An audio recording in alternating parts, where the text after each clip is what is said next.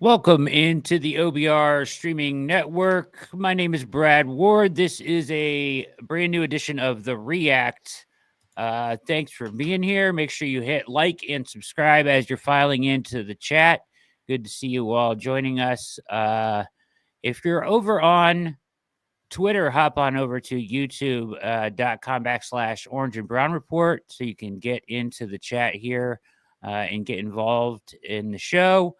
The man next to me is the always fantastic, on top of his game, another terrific article today. The one and only Pete Smith. What's going on, Pete? How are you, sir? I am good. Ohio State wins the national championship, which means that Ryan Day is completely vindicated and is one of about three people who didn't want to fire him. I could be right about that. So I'm thrilled for him, obviously, and that also means the fallout is that Ohio State fans are unbearable and insane when it comes to evaluating their own players. So I get to look forward to that. Yep. I'm indifferent on Ohio State there. So, but I'm glad that your boy won it and came back. So good on him there in vindication. And it will be interesting. They'll be ranked number 1 to start next year. Pressure will be all the way ratcheted up, and it'll be quite interesting because I'm sure they'll be loaded with talent again. Let's start, Pete, with the divisional games real quick run through. Okay, started the weekend with a Chiefs-Texans game. 23 Chiefs, Texans 14. I thought the Texans actually had a chance in this game. I thought they blew some opportunities and played pretty well. And felt like a missed opportunity for them to really be in this game. Yeah, the big difference to me was that the Chiefs' experience in high pressure situations, they looked ready for it. They looked ready for those type of situations, and the Texans didn't. They made a lot of errors in those type of high leverage spots. Having said that, Will Anderson was phenomenal in that game, and the Texans pass rush had Pat Mahomes extremely uncomfortable throughout that game, which is why I thought they at least had a shot. And I think that is valuable in terms of sort of showcasing the ways to beat those type of things. If you don't have a quarterback that's on that level, you've got to do something to, knock the other team's quarterback down a peg. And Will Anderson and Danielle Hunter, but it was really Anderson who just tore it up, showed you just how important that type of play is. And, the Browns have Myles Garrett. They could continue to add to that and get another premium pass rusher on the other side. They can bring that type of havoc and make a quarterback like Mahomes look positively miserable for a half. And ultimately Chiefs got it done. Yeah. So there's a lot of talk about the officiating, right? And I don't think it impacted the outcome of the game. Although I must admit that Mahomes has fully leaned into his LeBron James flopping now at this point and is full on trying to take advantage of the rule at every opportunity. The flopping is out of control. It's total NBA flopping now. And even at the one time, and he didn't flop the one time, but just to drop down last second, you know what I mean? As guys are coming in at him, he's, I guess it's gamesmanship, you can call it if you want to, but he is exploiting the rule in full effect. Yes, and he and Josh Allen are both bad at it. Josh Allen at times looks like Vlade Divac, trying to induce that. And then there was at one point where you heard Pat Mahomes on the parabolic mic screaming for the flag on a play that clearly had no business being flagged. I don't think there's some grand conspiracy, but I do think the officiating has been downright terrible on some of this stuff. And the ability of replay to sort of fix it on the fly it's ridiculous that they don't do it. And it had impact in other games. The other thing I continue to see is that when Pat Mahomes does these things and the refs reward him for it, at some point, a defensive player is going to snap and just kill him because if he's going to get flagged anyway, you might as well get his money's worth and go, Turkey Jones on him and suplex him and potentially take him out. At least if you're going to get flagged and fined, you're going to take him out, because the cheap stuff to get flagged for it, you're getting killed for doing it right. So you might as well do it wrong. And I think that's a really bad incentive structure that's ultimately going to lead to a significant injury of one of these players. And the NFL refs are going to have nobody to blame, or I should say the NFL and league will have nobody to blame but themselves by saying, well, this is the rule. Well, this is the rule is going to get somebody to just go too far and say, screw it. I'm going to get flagged anyway, or I'm going to get fined no matter what I do. So I'm going to do what I can to win the game. And hey, my team will probably make up the fine for me. Yeah, it's getting out of hand, and you're absolutely right. It's going to lead to something like that for sure. In the surprise of the weekend, Pete, the Commanders, the Commies, go into Detroit and win 45-31 over a Detroit team that has since lost their head coach and looks like they're about to lost their offensive coordinator and will lose their DC as well, it looks like. DC might lose their defensive line coach and might lose their who's the other one they might be losing too? They might be down another guy on that defensive staff. Linebackers coach. Yeah. So it is Ben Johnson to Chicago, where he'll get Caleb Williams, right? And then Glenn is going to go to the Jets. Could end up with the Jets. That's the betting favorite. He just left the facility without a deal, so maybe he's just sleeping on it. Who knows? Okay. The other team that could end up with Glenn would be the New Orleans Saints. And the belief is that he would take their linebackers coach with him as the defensive coordinator. And the Patriots are probably going to hire the Lions defensive line coach to be their defensive coordinator. Yeah. So, yeah, we've got that. What was Josh McDaniels going to be the OC for Vrabel? You called that one, didn't you? Yeah, I mean, look, when it was announced that Mike Vrabel was going to take that job, and then there was this like internal pressure on the Browns to hire Tommy Rees, because if they didn't, Mike Vrabel was going to come in and hire him to be the offensive coordinator. Well, there's no pressure because the Browns were going to freely pick who they wanted to pick. Yeah. Vrabel wasn't going to come in and try to race them to beat the clock on that. And beyond that, Vrabel is not an offensive guy. He certainly understands offensive line play, but he's a defensive guy at heart. Yeah. And his track record with offensive coordinators has not been very good. No. Arthur Smith, he crushed. Todd Downing, not so much. And so you have Drake May in New England, which is a huge advantage. But you needed to get a very credible veteran offensive coordinator to make sure that didn't get screwed up, because Drake May they believe is going to be special.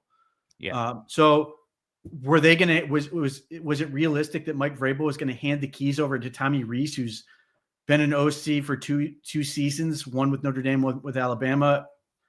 Unlikely. No. I mean, and that doesn't mean that Tommy Rees isn't a talented guy. It's just, that's a really big gamble that I don't think was going to get past ownership in New England.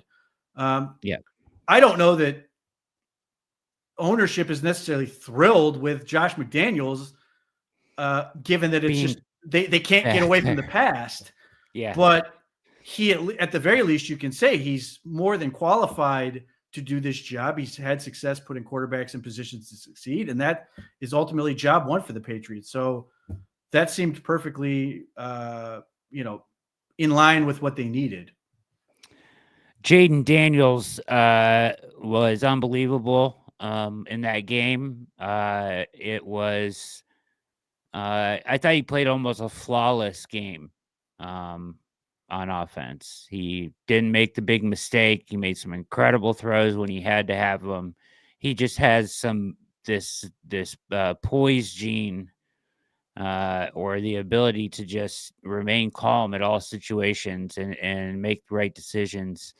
He's a remarkable player, and they pretty much took apart Detroit. Never stopped him during the whole game, really. Yeah, I am not a Cliff Kingsbury guy, but I thought he did a really good job in this game in terms of game plan and everything else.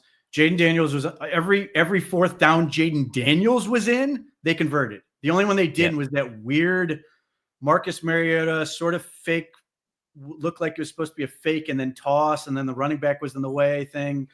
But, it was going to be a fake sneak pitch back. It would have worked if he would have been able to, but the guy grabbed his arms.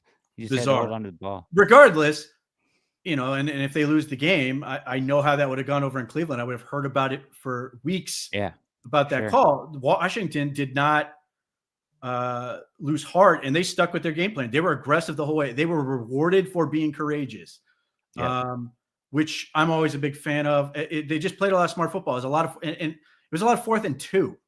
And Jaden Daniels, with his legs, with his arm, was consistently able to convert and get them into the right play, right situation. And, that was one big takeaway from that game, that Jaden Daniels looks the part of a superstar. The other is, one, Detroit. Well, I should say there's two parts to this. Detroit just had run out of guys.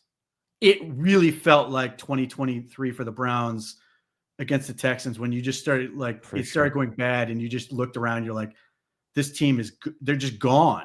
There's nobody left. That's part of what happened to Detroit here, is they had lost so many. They lost. I mean, Amik Robertson, who they found on the street, comes in and was playing really well for them. And then almost the first play of the game, he broke his arm on friendly fire. And it just, they were broken from that standpoint. The other part about that, though, well, let's start here. I barely trust Jameson Williams to run with the ball in the open field by himself. I was just going to bring it up. He's just has there's just always a chance he's going to do something absolutely insane. Yeah. Handing him the ball and giving him the power to make a decision on throwing it, to me, is insanity. You just can't do it. That doesn't make he's not a talented player. He just does some weird stuff. And will just lose his mind at times. So giving him decision-making power on a trick play just seemed crazy to me. And they did a lot of trick plays that worked really well. I just thought that one was just, I understand the thought process, but to give it to him seemed just utterly insane to me, because he's not a player I would trust with that responsibility. But the other part with that is that, and part of one of the things that sort of prompted me to write what I wrote, I just don't know if Jared Goff can get you any further than he did. Yeah. And maybe with Aiden Hutchinson, maybe all those defensive guys back and healthy and stuff, they've got a shot to make the Super Bowl. But Jared Goff is a good quarterback. Is he a great quarterback? I don't know that he is. And it's you start to wonder if they've reached the ceiling of what they can achieve with him. It doesn't mean they should quit on him. I mean, the way they're set up, they keep taking your shots, but it does sort of, it hammers home this thing about just being good isn't good enough. And you can get away with it more in the NFC than you can in the AFC. If Jaden Daniels is everything that he appears to be, he immediately becomes the best quarterback in that conference. Yeah. Just because there's such a difference in the level of talent at quarterback in the AFC versus the NFC.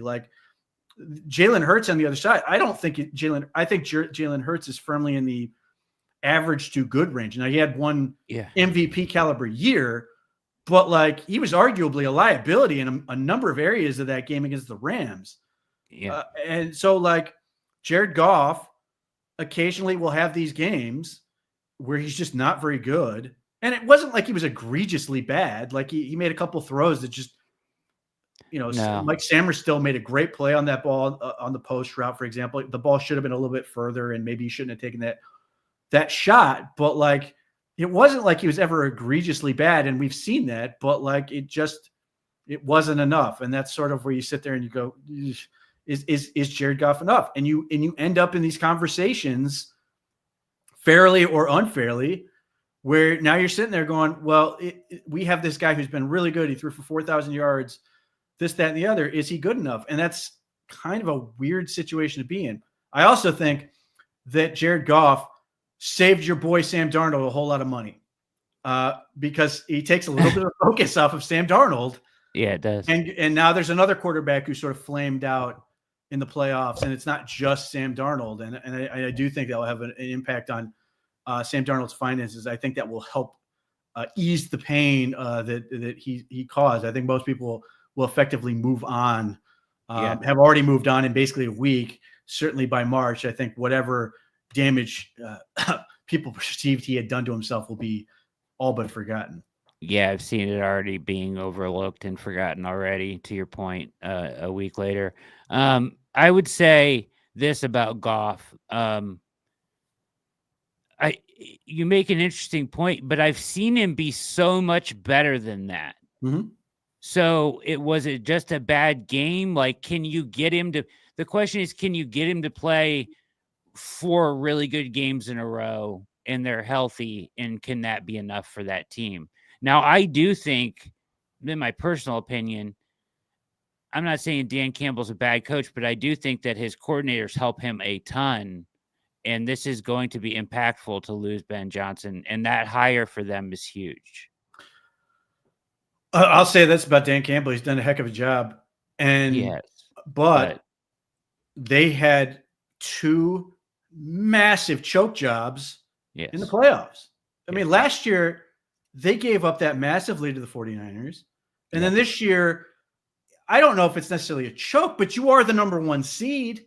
Oh, you are at home. You are playing the number 6 seed, and you at times you got in your own way. And that's not necessarily on Dan Campbell, but it is a thing that has happened to this team. Now, would I sit there and hold that against Dan Campbell and say he's not a good coach? Of course not. It is just something that has happened for 2 years in a row, and I'm curious to see how he responds. What can they do to sort of get over the hump? Now, a large part of that, just be healthy. I've said this for the Browns endless number of times. I'm not gonna hold that against the Lions. And to your point, I do think there's a world where Goff can play 4 great games in a row. He's done it. Now, the playoffs are obviously a little bit different, but nevertheless, but that doesn't change the fact that that's the conversation that's going to be had all offseason. Sure. Is Jared Goff enough? And what does that look like? Because the Rams made the decision he wasn't enough. And then they traded him for Sam Bradford or for Matthew Stafford, one of the all-time risky trades. Now it paid off. They got a Super Bowl. But like that, it came damn near that, just that close. If the Bengals won that Super Bowl from producing nothing and being just a miserable failure. But that's sort of the thin line between massive success and failure. I agree with you. Those hires, if Aaron Glenn leaves, the brain drain is real. I don't think it's insignificant, the challenge they will have to replace those guys. And I don't know what the landscape's going to be like. Obviously, you're coming in a little late. That doesn't mean they can't do it. I think the way Detroit now sort of has positioned itself, it looks like a great place to work. It looks like a great place to establish yourself as a coach. It seems like Dan Campbell is really good at letting his guys do their jobs and feel empowered and do all those things. These are also things I think about Kevin Stefanski. So I do think that the opportunity is there, but that doesn't change that the pressure on those hires is substantial. I don't think anyone's going to be satisfied if Detroit next year goes 8-9. You know what I mean? No. But the other thing I have with Detroit, and obviously this was a thing for the Browns, how many of those injuries are going to linger into the summer? How many of those injuries are going to potentially linger into the fall? Like, are the Detroit Lions going to be in a situation where they are running into some of the same issues the Browns were running into in the summer, where it impacted how you practiced? And now you're sitting there. Obviously, one dynamic they don't have to deal with, which makes things a little bit easier. But still, are they going to be slowly getting players through the course of the fall and hoping they can hit the ground running? That could be a bigger challenge than maybe we think. I'm very curious to see how they deal with that. But yeah, there's a lot of change coming in Detroit from the coaching side. We'll see what they do in terms of player decisions, but they have a really, really talented roster. Yeah. So we'll see where they can go with it. Yeah, it'll be interesting for sure. The other, you already mentioned it a little bit. Eagles 28, Rams 22. Any big takeaways from this game? Yeah. The biggest thing for me is just the Eagles are doing what I want the Browns to do right now. Yeah. Just get as many special football players at premium positions as you can. And, you may, if you stumble into a good quarterback along the way, great. But until you can hit that home run at the position, you should always be looking. And that doesn't mean you need to stop everything to do it. Right. Coming out of this we'll see what happens. The Eagles could end up in the Super Bowl. They could potentially win the Super Bowl. I don't rule out the possibility that the Eagles could turn around and draft Jalen Hurts at the end of the first round. Or I'm sorry, Jalen Milroe. I could easily see them turn around and draft Jalen Milroe at the end of the first round and say, listen, we've got Hurts here. We'll see what he does, but we think we can, we want to push the envelope and see if we can't ultimately get better at that position because, they have this great defense. They have so many weapons on offense, great offensive line. And as I said before, I thought Jalen Hurts at points, with the way he was holding on the ball and some of the throws, he looked like a liability. And that's really tough when you are that talented. So it wouldn't surprise me if the Eagles were to go out and make a pick in the end of the first round, or, with Milroe or Jackson Dart, and see if they can't develop somebody else in there and see if they can't sort of improve on that situation. But overall, Jalen Carter, 9th pick. Jordan Davis, who I don't love, 13th pick. Nolan Smith, I think, is 30th pick. Quinyon Mitchell, who unfortunately left with an injury in that game, 24th pick. The other rookie from Iowa, Cooper DeJean, 40th pick. Yeah, these are premium draft assets. They are plugging into the biggest, most important positions on the team. They signed Zach Bond in free agency, who's been terrific for them, but they really hammer home the positions that really matter. They traded for Darius Slay. They've done some other things on that. That's just their defense. Offensively, they've got Lane Johnson. I think he went 4th in his draft. Jordan Mailata, complete luck, but good on them. They have the two best tackles in the best pairing of tackles in football. Yeah. Juergens, 2nd round pick. Landon Dickerson, at 2nd or 3rd round pick. Like, there's a theme here. AJ Brown was a trade, and then Devontae Smith, I think, 6th pick. Yeah. They aren't, this idea that you have to do certain things because you're at the top of the draft. You don't. The Browns could trade down and get more assets. They could just pick a premium player. But at some point, if the Browns get the quarterback, let's say they do the thing where they're going to put everything on hold until they get a quarterback and they're just going to keep swinging. Well, let's say it takes 3 years to do that, and they take a quarterback every year doing that. And on the 3rd year, they finally get it. Now everybody's going to go back and look at what they could have gotten with those other picks. And you don't get to go back and do those picks over again. Like, you wasted all of those opportunities to get the special talent you're now going to need, because now what are we looking at?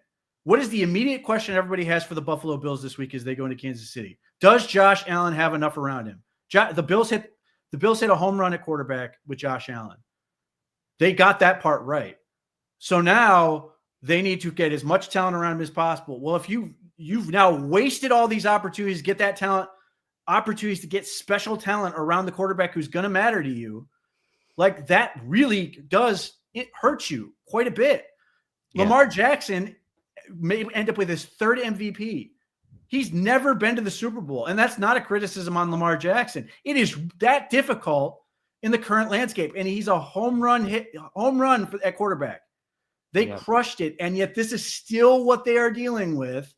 Even though they crushed a quarterback, they need to get more and more talent at everything else. And obviously for the Ravens, they've got to hit routine plays.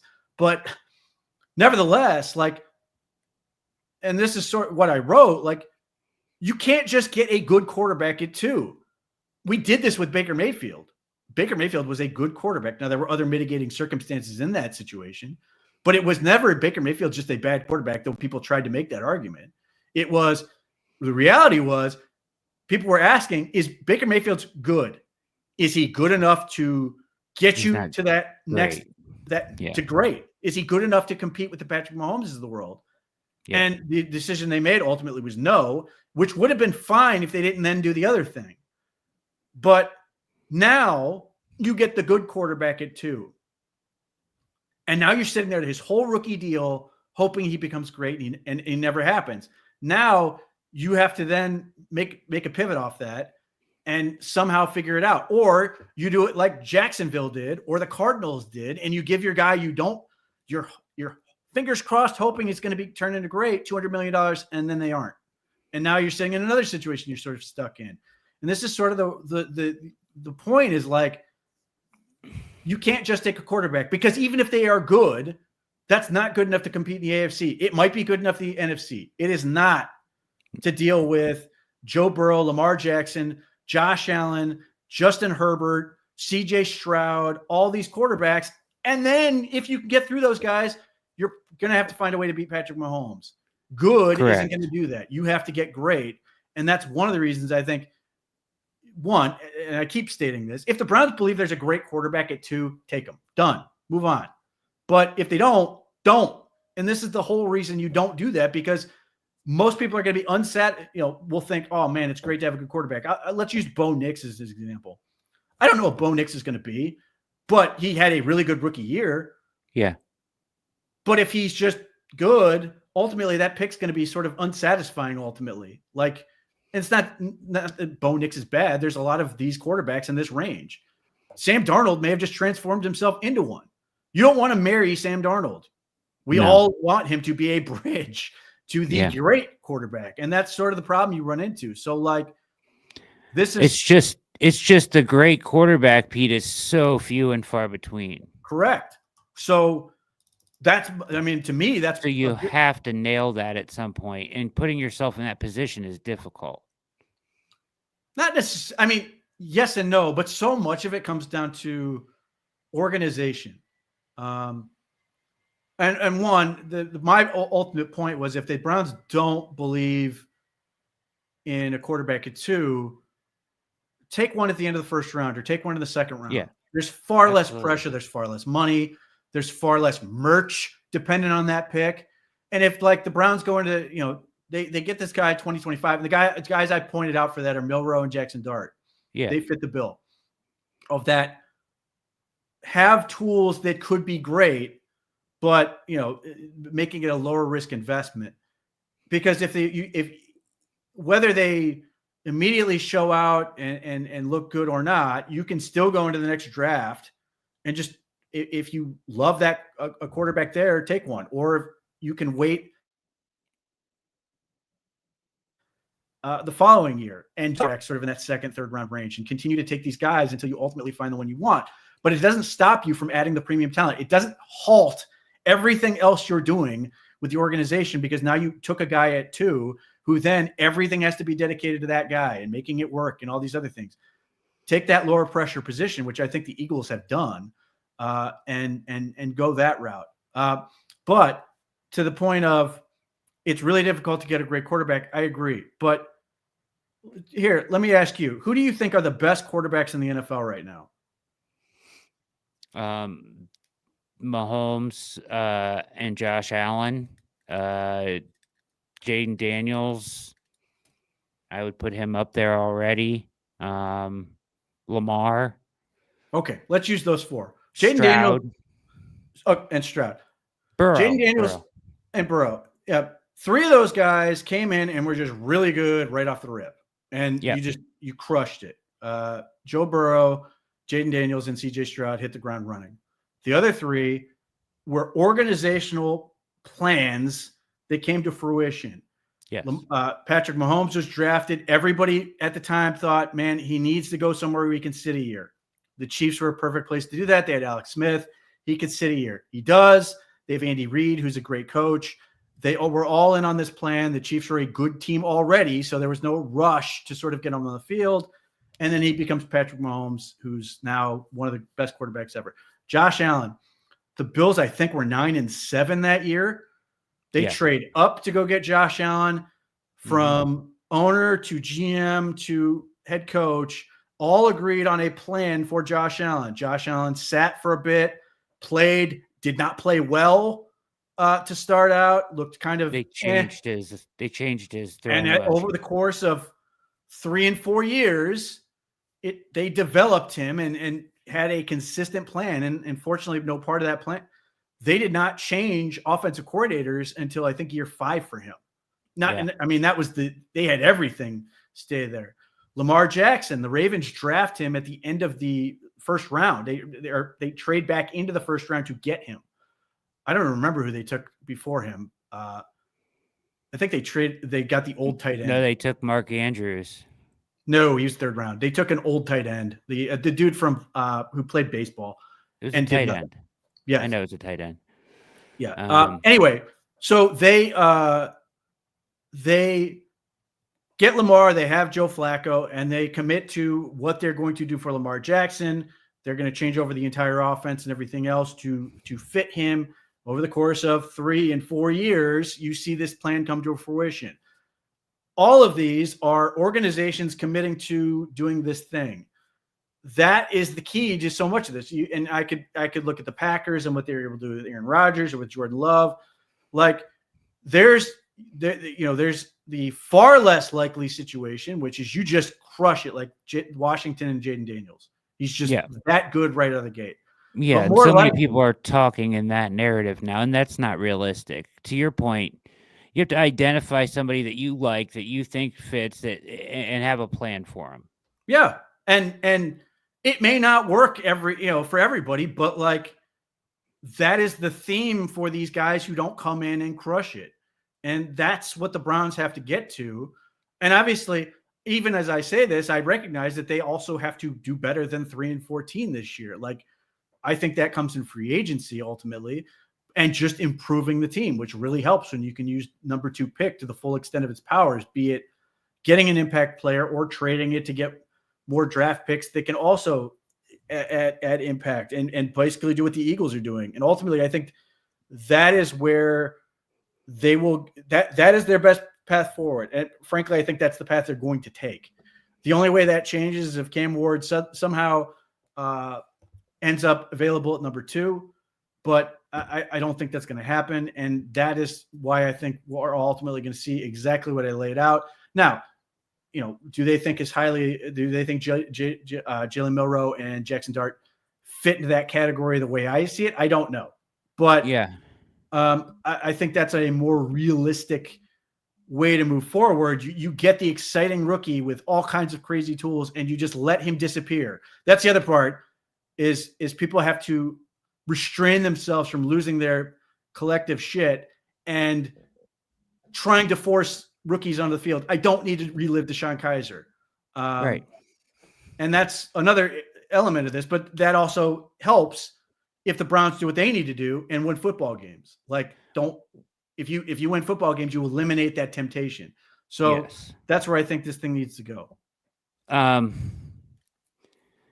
You don't have any is there any inkling or even is it possible that the Browns are high on Sanders? Unlikely, you think?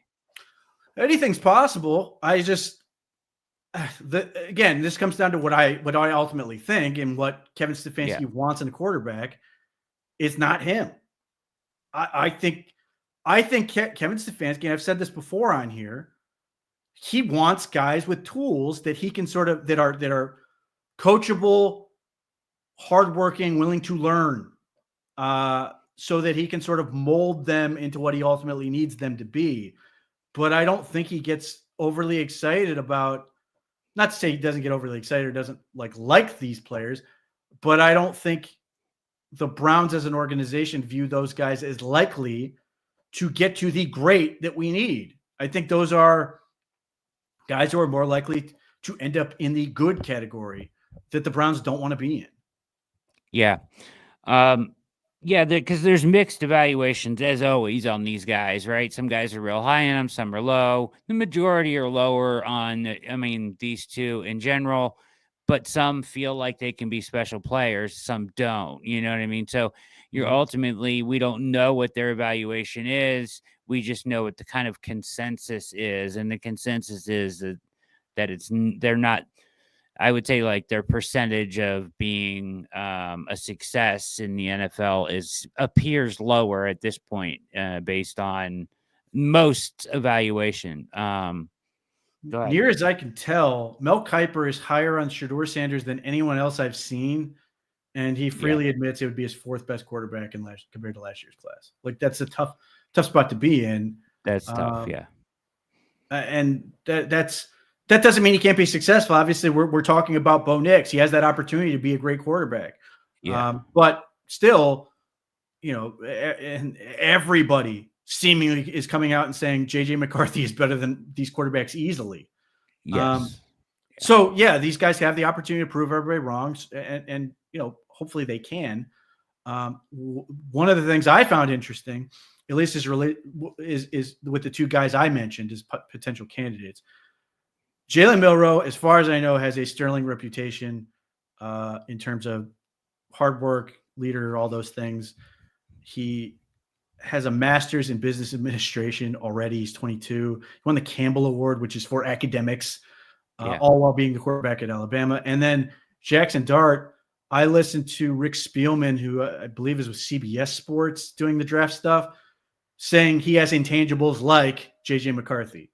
So that's another sort of added wrinkle to this, that they seemingly have tools that could be great and have the sort of personality, work ethic that might suggest that they can get to that next level. Now, ultimately, there are questions you have to ask. Can Jalen Milroe's processing match his overall intellect? athleticism. You got to figure that stuff out.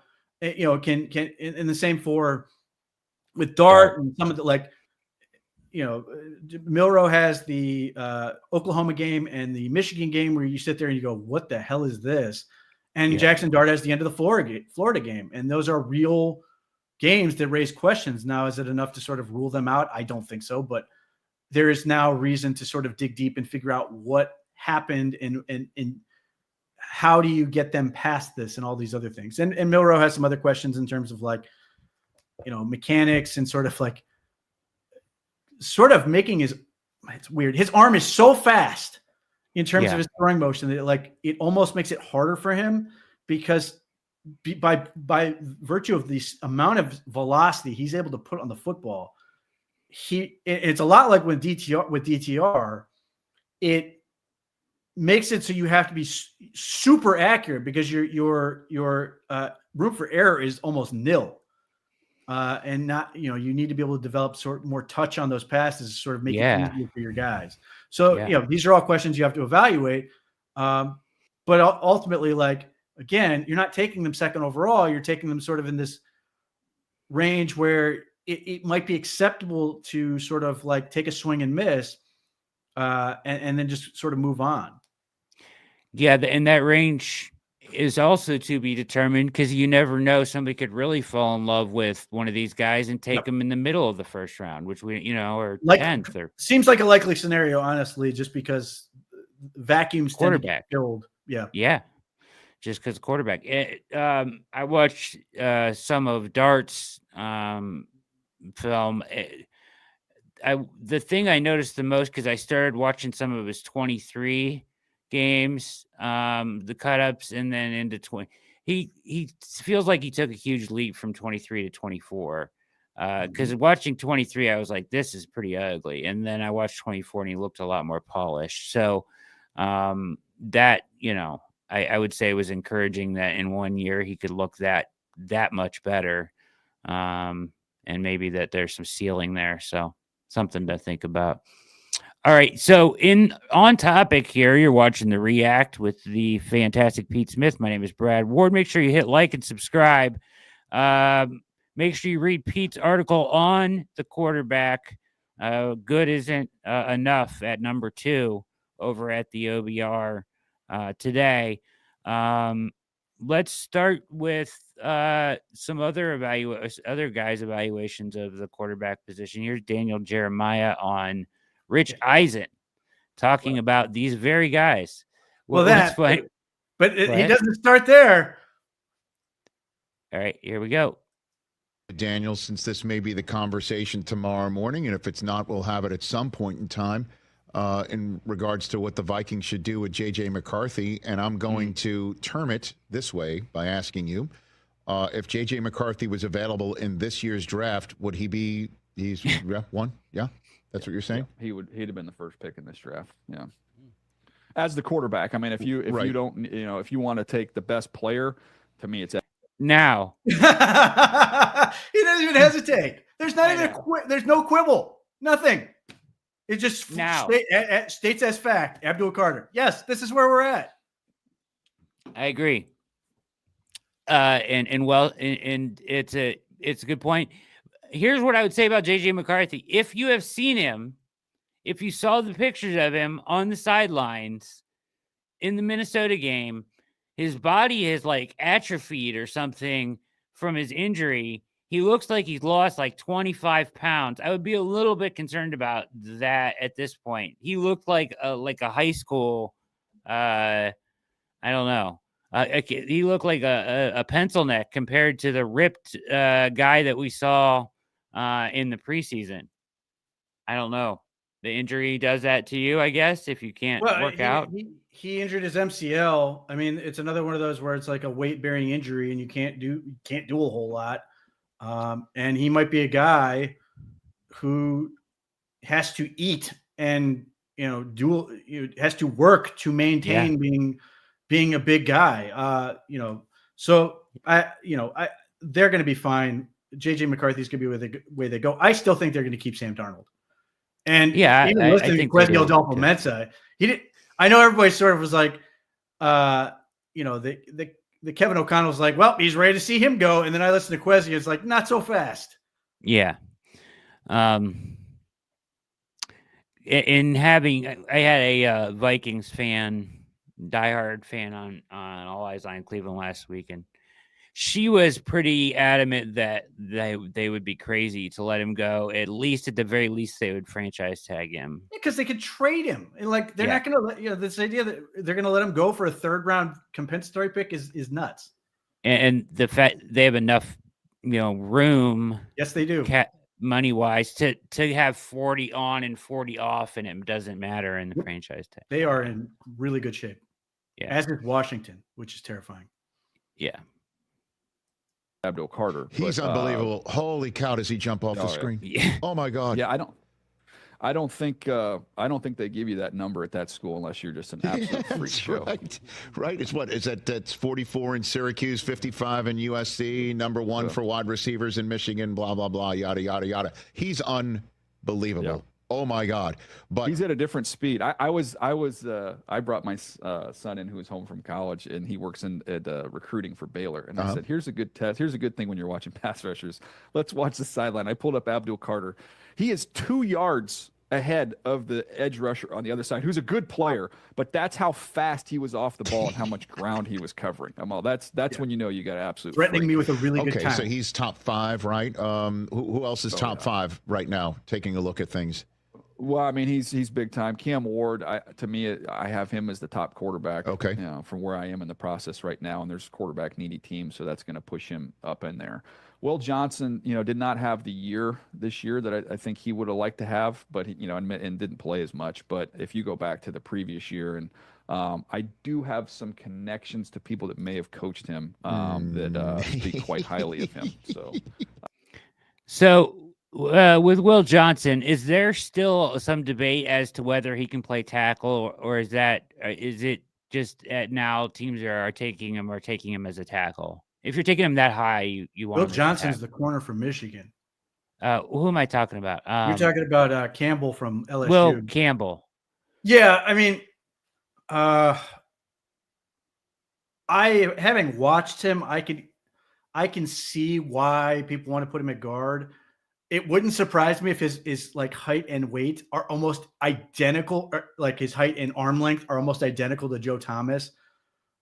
He doesn't play like Joe Thomas does, but I think he will be a phenomenal player.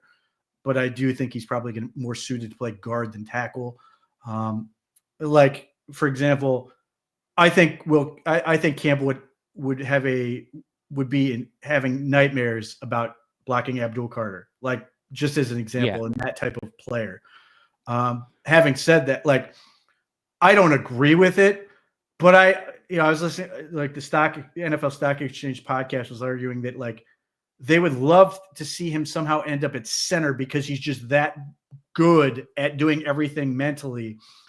Now, I still think guard is more valuable, and I'd rather him play it. But I'm also not opposed to the idea that just having your guard just make the calls if he's that good at everything. But yeah, he's a guy who just stands out as being a terrific player.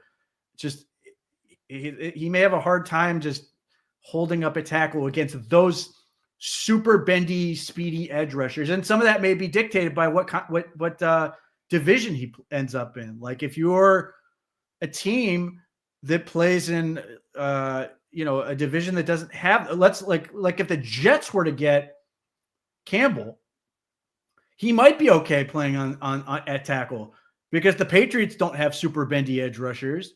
The Bills don't have super bendy edge rushers, and the Dolphins do. That would be a problem, but you could at least help against one team if you had to. But overall, I think he's a safer bet at guard. And then to Will Johnson, who they were just talking about, do you think he goes in the top 5? No, but that has more to do with positional value. Well, I mean, corner's up there. The team that would be the threat to take him would be Jacksonville. But I don't think anyone else in the top 5 is going to take him. That's why I say no. Yeah, I think Jacksonville is the only team that you could end up with Will Johnson out of the top 5 picks. Okay. He's top 10 though, easy, right? Should be. Okay. I think he will find his way up in that mix as For well. sure. Okay. But any other quarterback top 5, or you think it's Cam Ward? I mean, I think there's Shedeur is going to be, some teams are going to really, really like him, and some teams, aren't. It's why? not going to be a slam dunk. Why? Because he doesn't have the exceptional size. He doesn't have an exceptional arm. He's not an exceptional athlete. He's really, really solid. His superpower is and obviously important accuracy, touch, anticipation, like the throwing stuff is great. Somebody brought up a great thought on him the other day when I was talking to him around the league. He said, all right, before he finishes this, because this is good stuff, I have heard other people say he's not that good of an anticipatory thrower, and his processing isn't that good. He's more of a C receiver throw, C guy throw to the guy. I'm sort of caught in between. Okay. There are times where he does a fantastic job. The problem is because at times he holds onto the ball forever, it makes people think he's not a good processor. I don't know that that's necessarily true, but because of what he's doing in terms of, and it may just come down to greed, that he gives you reason to have that impression that he's willing to try to do these things. I think, well, that's nice that Segura thinks that. I just, there are times where I think he's fantastic at processing and seeing the field and everything else. There are just times where I think he's just greedy and ends up in a world where he makes his job more difficult. He makes his teammates' job more difficult. He makes his line worse. And I don't think he can succeed in the NFL doing that. Like he couldn't do that against BYU, right? But he's going to do that against the Pittsburgh Steelers. Like it just doesn't work. So you're going to have to. It depends on how he's coached. To evolve and discipline himself to accept his limitations in that regard. Yeah, I do not think he's going to test well athletically, assuming he does athletic testing at all. I don't think, because I think if you're taking him, you're not taking him as an athlete. You're taking him as a pocket passer for the most part, with a little bit of mobility. You're not taking him like the athlete that you are getting when you're taking Cam Ward, who can, is a legit threat to run the football. I think some people look at Shedeur like that, and he can run, but he's not the freak. He's not a freak athlete. You're taking him as a pocket passer with accuracy, and if that you think can throw. Now he says here that he doesn't have that strong of an arm. I thought he had a pretty relatively strong arm, and he has an NFL arm, right? NFL arm, yeah.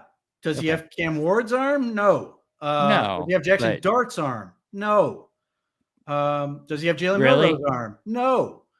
Okay. And what I worry about that is you're the Cleveland Browns and you play all these games In outdoors weather. in Yeah. January, and you're hoping to host playoff games. And I worry that I don't think it's unreasonable to sit here and go, what happens to his arm when he tries to run backwards and turn around and throw it in the weather we saw this weekend in some of the playoff games? I don't think it works. I do think arm strength becomes important in this division, in this for sure. reality.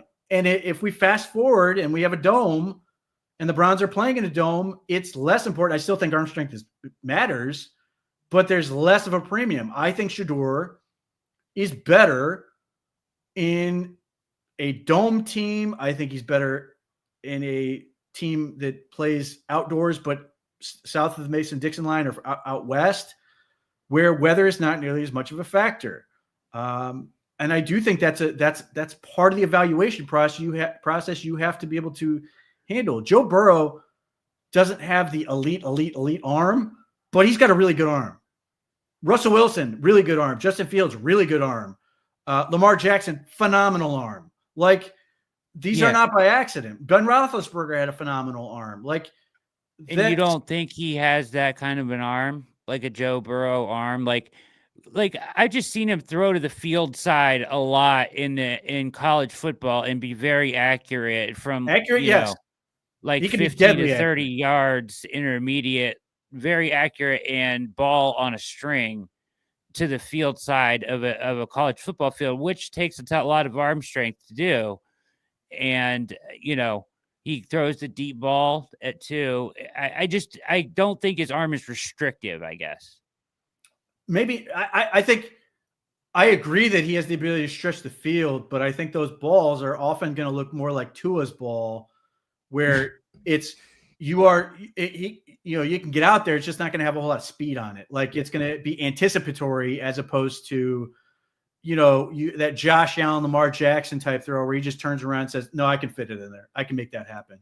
And that certainly Tua is an example. Tua is a good example of somebody who's made that work. Can Shedeur, again, discipline himself and understand and process fast enough to do that? Maybe. Do I want to bet on that with the second pick in the draft? I do not. But that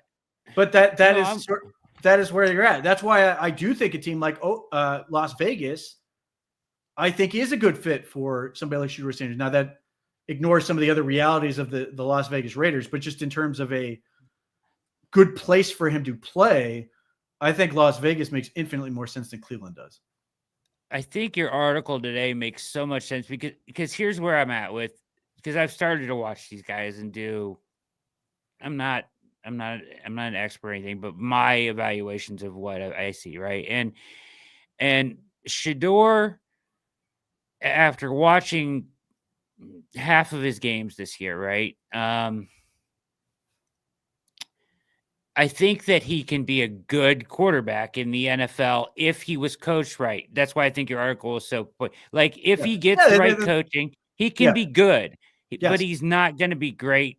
He's not going to be overwhelming. He's not going to be the superstar guy from what I've seen, which is why I think your article is so appropriately timed today, because that's just kind of what you see. But you also see there's a chance that he could not be good if he gets drafted in the wrong place.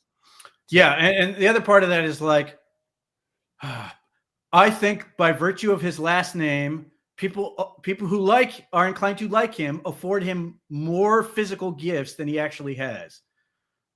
Likewise, I think people who don't like him are also inclined to ignore the fact that he works really hard at what he does, that he's like, in terms of technique, in terms of how he throws the football, in terms of like a lot of little details, he gets a lot of those things right. That is important. Now, my worry on that slightly is that because he's so polished in some of these areas, I worry that he is what he is, that there's not a whole lot of upside. And that's, I guess, in some ways unfair, but also sort of like how this thing goes. I think Shedeur has a really good chance to hit whatever his ceiling is really fast in the NFL. That's part of that is the nature of playing that many football games, experience tends to like lead you Yeah, to he's that more anyway. NFL ready, right? But that ceiling may not be as high as you need it to be, in addition to all the other variables. Now, like, but to your point about functional arm strength and not having limiting arm strength, I guess my question is, you put him in that blizzard game against the Steelers. How does he do? Yeah, I don't know. That's a that's great question.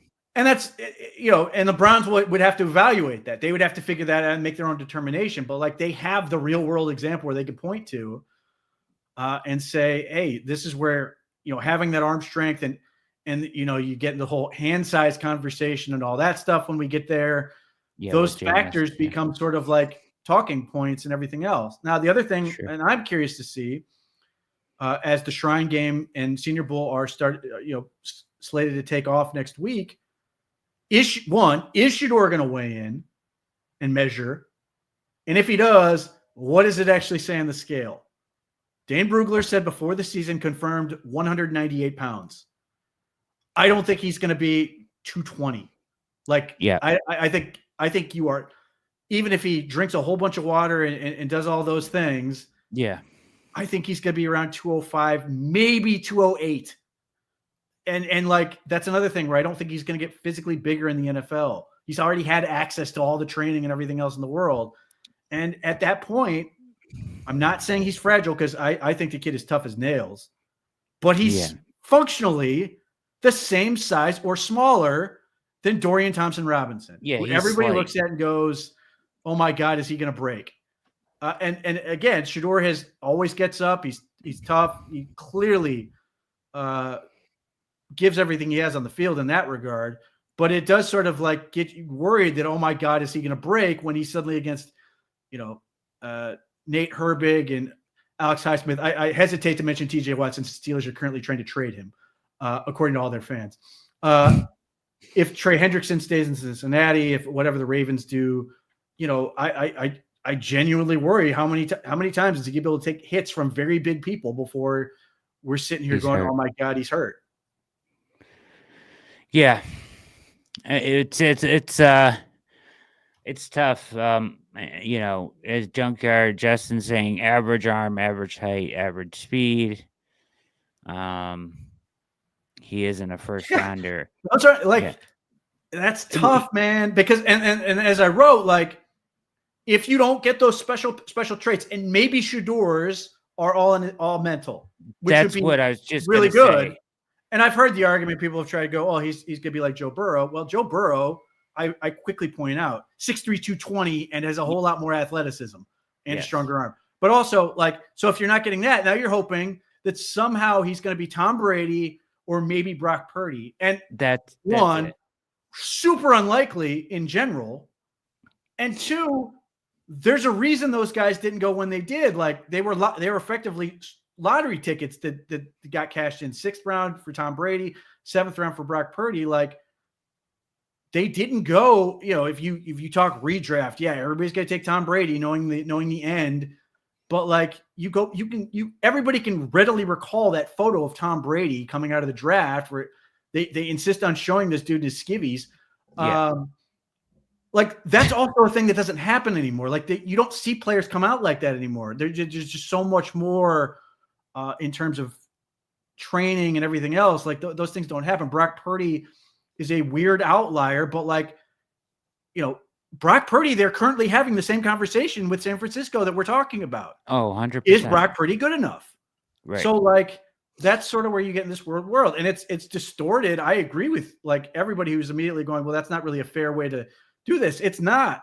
But unfortunately, the NFL is inhabited by aliens who all play quarterback and have ridiculous freakish athleticism and strength and everything else. So you've got to find a way to get a quarterback who on their best day can beat the other guy's on their best day. And you're not counting on them to have an off day to beat them. Yeah. The scary thing about Sanders, I will say, is that the point you just made about Brady and Purdy. Like, is there a world where he ends up being an elite processor and has the knack of, just having that it factor and the accuracy that we see translates to the NFL in a way that he becomes really, really good. Do I think there's a high percentage of that? No, but there's always a chance, right? Like, but that's also something that is enhanced if you are a team that plays outdoors down south or in a dome. 100%. Not so much when you are in a division which features wind and rain and snow. Like it changes the dynamics a little bit. I'm an advocate of the dome. I just want the ownership to pay for it. But I know how many people swore they loved watching those games in the snow. I was sort of like, I don't know if this is how I want to determine who should still be playing this season, based on whoever has better footing and getting lucky in a play where the opposing player just slips and falls.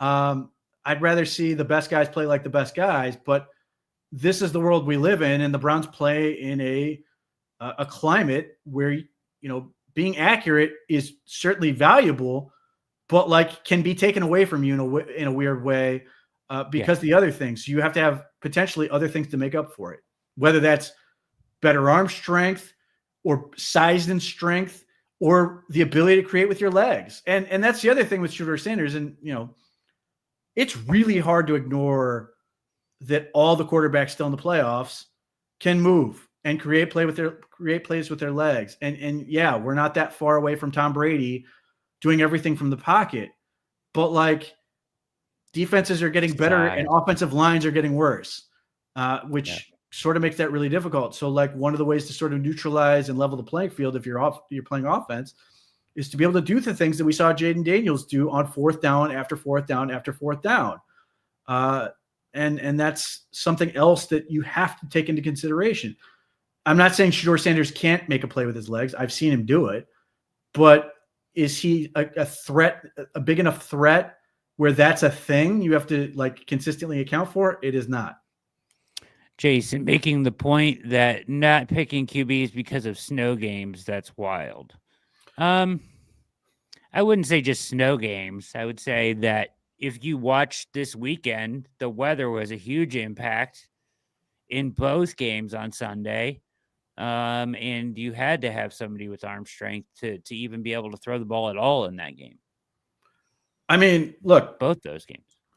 Kyler Murray is often really good for the first 2 months of the season, and then he's not so good in the last months of the season.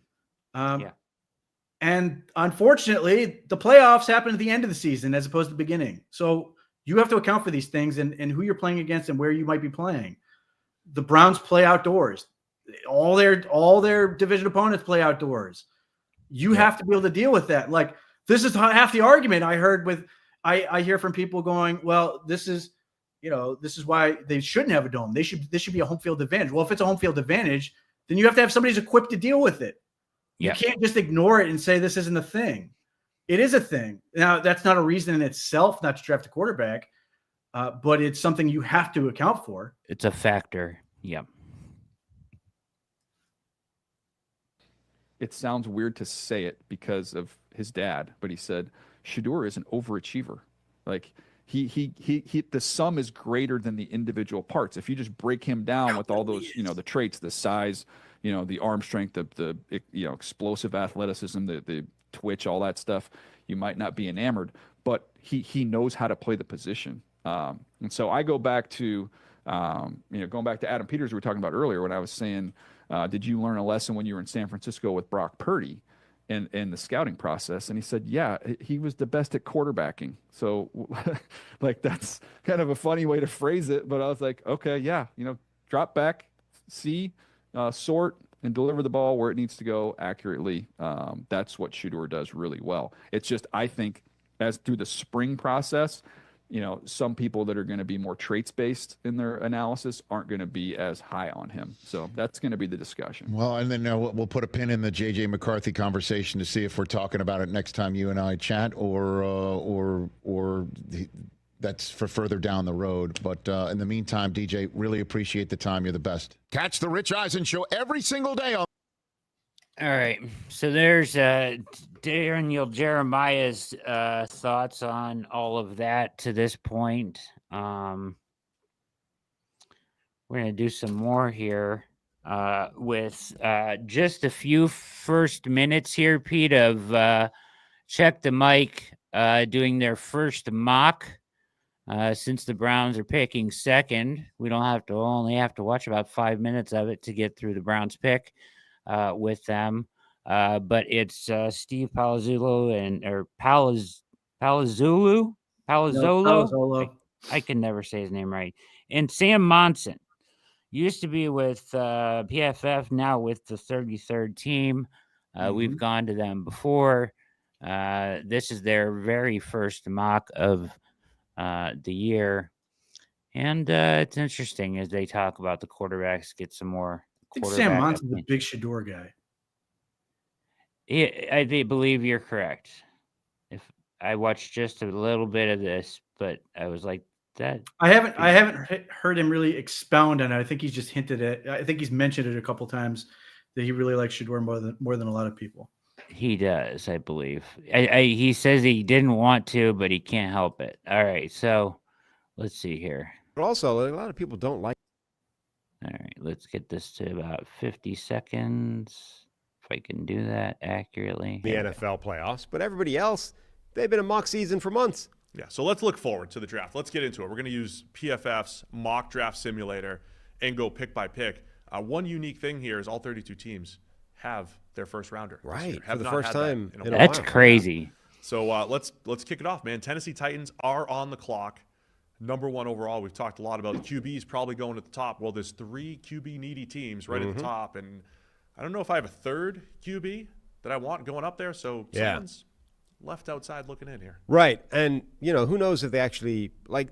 A lot of people don't like this quarterback class, not just because it's only 2 deep, and then you get into who's the third guy off the board, but also a lot of people don't like the top 2 quarterbacks, which at the moment. The consensus board, pretty much anywhere you're going to look, it's Cam Ward from Miami, it's Shador Sanders in Colorado. There are a lot of people that don't like either of those quarterbacks. I'm like, this isn't even a 2-quarterback strong class. So, look, I don't think it's as bad as it was when Kenny Pickett was the first QB off the board at 20, and God knows if he'd have gone before the 3rd round if the Steelers hadn't needed a quarterback. But it's not where it was last year. This is what I want to avoid. I do not want to be in that scenario. First round. That's exactly right, yeah. Look at Kenny. Small hands, big dreams. God. It's somewhere in the middle, but ultimately, I think both those quarterbacks go 1-2. All right. Order. Well, let's have those guys go off the board 1-2, and then when we get to the Giants, just say, hey, maybe they sign Sam Darnold, right? Maybe they do something else because I'm probably not going to just try to force a QB out of massive need for them or the Raiders at 6. Maybe Danny Jones would come back. One last go round. Maybe get him on the cheap. Are we going to disagree in the order? Which one do you want to go first? I would go Cam Ward. You're a Shador Sanders guy. I am. I want to dislike him, but I honestly think Shador Sanders is a very good quarterback. I want to get into the tape a little bit more. Cam Ward, from what I've seen though, the playmaking upside, so intriguing. That's the place I would go. He's inconsistent. He's got some of that Josh Allen coming out of college. Like, what are you doing? Why are you throwing the ball back across your body once or twice a game? Yeah. But he also has not great. So much special to his game as well. More special, I would say, than Shador, which is why I would lean on Cam. And people do seem to be split on them. So the consensus board has Ward 1, Shador 2nd. The ESPN draft board right now has Shador number 1, Cam Ward number 2. So they are split. Let's go with the consensus. Let's go your one. Let's go All right, Cam consensus. Ward first. So we got Cam Ward number 1 to the Tennessee Titans, Shador Sanders to the Browns number 2. That'll really please Dion. Oh, I'm sure he's going to love that. Unless he takes over for Kevin Stefanski as head coach. Are we assuming? By the way, we're pause locked it. into the idea that scares the hell out of me. Not that he's going to take over for Kevin Stefanski. Shador Sanders has never had another head coach. Yeah, and Dion is now telling people he wants to coach his kid in the NFL. Like, yeah. At what point is this kid going to get to go and do his own thing and get to be his own human? Like, that does worry me that that he cannot let go of being the head coach of his kid. Like, it was weird enough when he was trying to talk about dictating where he might go and all this other crap, I at least can understand that. But like, Which you going still have to from- back channel all that stuff before you even think about taking him. yeah, but like this notion that like, oh, I want to build, I want to really put down roots at Colorado, which sounded like crap when he said it. But it's just like it's just super predictable about like, you are putting the idea into my head that I don't know how Shedeur Sanders is going to respond to coaches that are not his dad. Yeah. And obviously he's had positional coaches and some of these other things, but like it's becoming weird. And I do wonder, I doubt that's going to have a huge impact on teams or anything, but just to me, it's starting to become like this thing where he cannot get away from his father in a way that's becoming like weird, and just one more thing to sort of throw onto the pile. Yeah.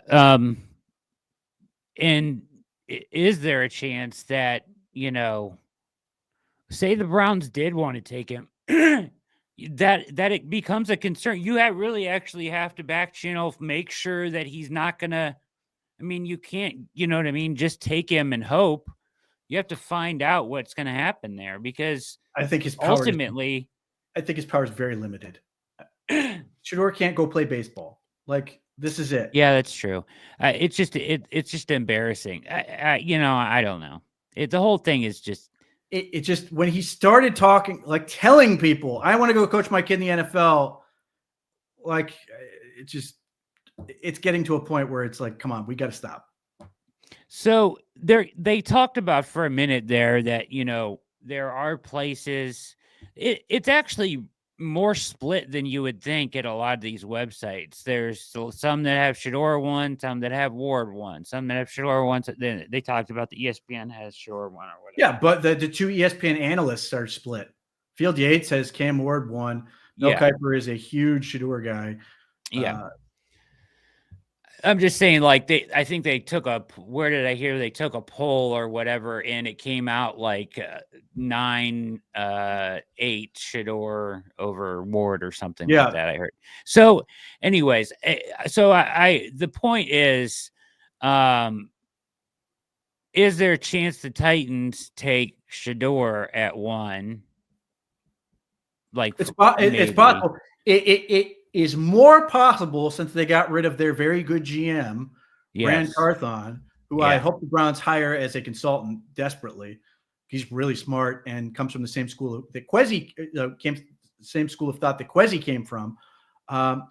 They were allegedly very strong on Cam Ward at that point. Now, I have no reason to believe Brian Callahan has changed his mind, but new GM, there's at least a possibility that could change. Now, betting markets and all that stuff, and just people within the league, including Daniel Jeremiah, as we already saw, all believe it's going to be Cam Ward.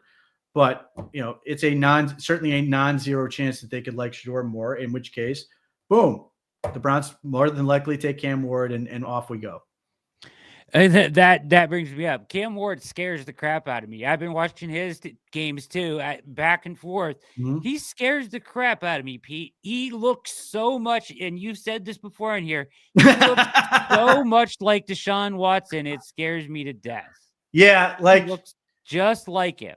You watch him move around and stuff. You're like, oh my God, it's Deshaun. Then you watch him throw it. Like, oh my God, it's Phillip Rivers. And then the ball flies off his hand like Phillip Rivers and Bertie Kosar could never throw it. Yeah, that's true. It's fascinating to watch, like, because that's the thing. He will do, like, I think it was Cal. He just turns and throws it back in the middle of the field. But at the same time, and I know Jordan Reed from ESPN, who likes Cam Ward better than Shedeur, will tell you, like, yeah, there's you put on his tape, like, out of 10 throws, 2 of them are going to be absolutely insane bad, but like the other 8 are eye-poppingly good. And watching him, some of the throws he can make because of his arm and the way he can carve up a defense, you're like, wow, he's really impressive. And the fact that, yes, he has the ability to move, but unless he's going to score, for the most part, he's moving to go find a place to make a play with his arm. But like some of the stuff he can do, you're just like blown away by his ability. Like I think it's Georgia Tech where he gets back to his spot and throws the wheel route, and you're like, oh my God, that ball got there quick. And and that's just, that's one of those things. Cam Ward's got that kind of arm strength that can get you fired because you can fall in love with what he can do with it. But yeah, those are the things that you have to correct. Jordan Reed, who I already mentioned, like, he's a guy who likens him more to Ben Roethlisberger in terms of his ability to make plays and extend and those type of things. Ben Roethlisberger wasn't running anywhere for the most part, but he was going to extend to make, give his guys a shot. And the other thing with Cam Ward is he's not working with superstar weapons. The question for me is can he play under center? I don't have any concerns about him operating under center in gun or any of that stuff, operating on time within a system. Again, I watched some of those drives against like Cal and some of these other teams where it got down to business and he just goes ping, ping, ping, ping, ping right down the field. And you're like watching them play zone and they have no shot. But that's all in like zone read, shotgun stuff. I mean, not zone read, just against zone defenses. But yeah, that's again, these are things you're going to have to evaluate in terms of. I never worry that much about under center. It's not difficult to coach or figure out. Okay, but like it really, all it really does is change where your eyes are pre-snap, and some people really like it because you can put your eyes on a defender while you're taking the snap, as opposed to gun, where you have to look at the ball as you're taking. And that's one of the reasons, like, some guys hated shotgun before it became like the thing, is because they hated the fact they had to take their eyes off the defender while they were getting the ball. Like Joe Montana famously hated shotgun for that reason. But I don't get overall overly worried about that stuff. It just comes down to, when you interview the kid, is he sitting there going, man, I'm really only comfortable doing this? Or he's like, yeah, man, I'll learn it. We can figure it out. Yeah. We know how it went with the last guy. Wasn't great, but I don't get overly worried about that type of stuff. But this is why, Kevin Stefanski and crew have to get to the bottom of it. But very easy to fall in love with what Cam Ward can be. Yeah, you're right. Most all college quarterbacks are working out of the shotgun now. There's really basically none under center, so it's a good point. But not if you don't think it's an issue, I trust you on that. I just he does. He has an amazing arm. He's a terrific athlete. His size is huge. He breaks tackles very easily and moves around really well. But he just gets wild, the decision-making from time to time. One of the things that will be undersold, and the reason people will love him in the NFL, is his feet. His feet are incredibly quick, one. And then two, he doesn't need to get a whole lot of momentum, to get arm strength, to generate power in his throws. And I know even over the weekend, people were talking about that with Mahomes and Jaden Daniels. Those are things those guys can do. People are going to love Cam Ward's feet. And there are times you sit there and you'll watch his tape and you hate that his arm is strong enough that he can get away with this sort of lackadaisical footwork where he will literally catch the ball and not move his lower half at all and just do this. Yeah. And you'll be like, come on, man, what are we doing? But at the same time, you'll watch other plays where he will do a play action fake or something, or a read fake, and then completely turn his feet quickly and have the ball go the complete other direction. And you're just like, oh my God, that's really impressive stuff. His arm is tremendous. His feet is going to have people going crazy for him. And there are any number of people who will tell you, quarterback evaluate, and Bill Walsh is, Bill Walsh, one of the all-time quarterback guys, will tell you quarterbacking starts with feet. And I think that's going to be a huge benefit for Cam Ward. Yeah. Good stuff. All right. One more minute here with this one, and we'll go to another video here. Cleveland in this quarterback hell landscape with the giant contract of Deshaun Watson with a consecutive busted Achilles is going to take a quarterback at 2. Yeah, I mean, I do believe, not because of Watson, because he might not even play next year. But my point being, they're stuck with his contract is. Yeah, but are they the most likely team to pass on a QB out of the top 3? Before Watson maybe re-injured his Achilles, you'd say yes, but well, it's like they're taking somebody. Yeah, they're definitely drafting somebody, but it's like the quarterback at 1 and 2, and that contract is quite large. I mean, they can afford it, obviously, but it's not like, if they drafted a quarterback at the bottom of the first round that they liked. It's still a rookie QB. Yeah, contract. but the rookie quarterback contracts in the top 5 are not insignificant. Like, if they drafted a quarterback at the ass end of the first round and liked that guy enough to start him year 1, like, that's a cheat code to get away from the Deshaun Watson thing. It's not a huge quite as difference. cheat codey if it's number 2 overall. I will say there is a possibility that some of these teams grab a Jackson Dart or a Jalen Milroe on the turn in the second round. For this, I would still say let's go Shedeur for. All right, Shedeur it is.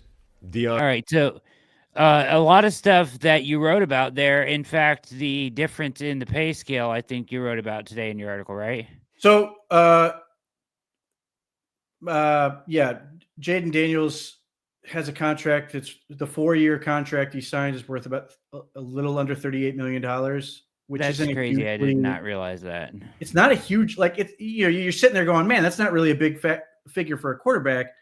But compare that to, I think I did 25th pick. Yeah. In the idea of a trade up, and Jordan Morgan's contract was worth like a little under $14 million for the 4 years. And then 33rd pick, Keon Coleman's is like a little over 10 million. So yes, it does make a big difference. Like overall, when you're sort of looking at this thing going, if you can get a quarterback you like at $10 million for 4 years, you love that, or 14 million with the 5th-year option there to sort of, be a thing. As opposed to, again, if we're talking about this and taking swings, 37 million isn't as fun. Like now it is a real amount of money. And it's still, in terms of the cap, depending on how they want to structure it, it works out to, a little over 9 million per season. But like, if you are looking at this in terms of, we just, if you believe in the quarterback, then it's not a question that whatever the, interest is going to, obviously the contract's going to be worth a little bit more. So it might be closer to 40 million. If you believe in the guy as a franchise quarterback, no hesitation, because if it works, it's still cheap. But if we're doing this in terms of, we want to take swings with the flexibility, no, that's $37 million. Over 4. Is over 4 years. Yeah. Versus 10 million over 4 years. So like in the case of Keon Coleman, he's making a little over averaging about $2.55 million per season, which is pretty good. That's why second round picks are very valuable. And why those late round, first round picks are very valuable. And if you get Jack Duffin going on a tangent, he'll go off on how much he loves these picks and why the Browns should trade down and get as many of them as possible. But if you are in this mindset of, we're just taking swings at guys with, promising profiles. I mean, if we go by the stuff I look at, from Jim Coburn and what he does, like Jackson Dart and Jalen Milroe crush it. That's my question. Let me stop you right there. Is that okay? So you in the past have said on here, and I wanted to ask you this tonight. The data on this guy is really good. Is that what you're referencing?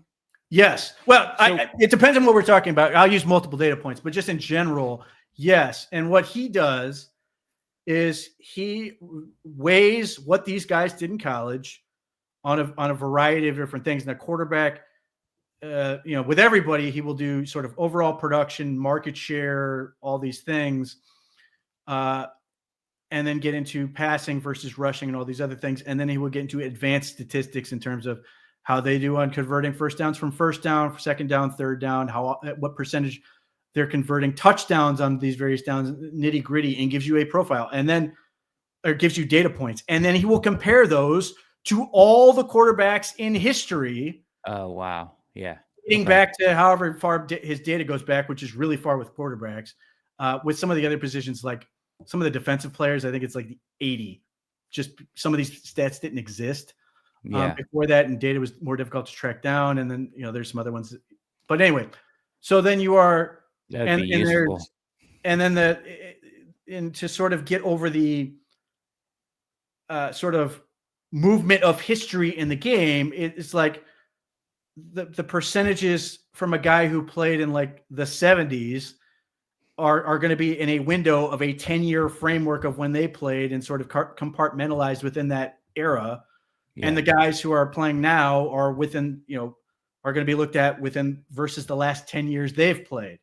Sort of, and then you stack all these guys up and you end up with these comparisons. So like for example, Jalen Milton, and he's got data, like he did an insane amount of work to get this thing going like 10 years ago. And then he's just been able to make life much easier because now he's just adding one season at a time.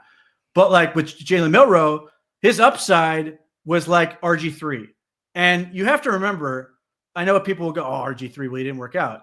RG3 coming out of college was a massive deal. Like I remember wanting to trade up for him coming out of Baylor, and he had a great rookie season, and Kyle Shanahan should be frankly put in prison for what he did. But just putting that kid out there on a already injured knee and just saying, yeah, let's keep running you. And then he ruined his career. Curious how that keeps happening with Kyle Shanahan. But, that when that's your top end, that's pretty good. I think his low end was even somebody who was pretty good, like just working that overall position. And like the athletic data is not mixed in. He's doing with what we're talking about because we don't have it yet.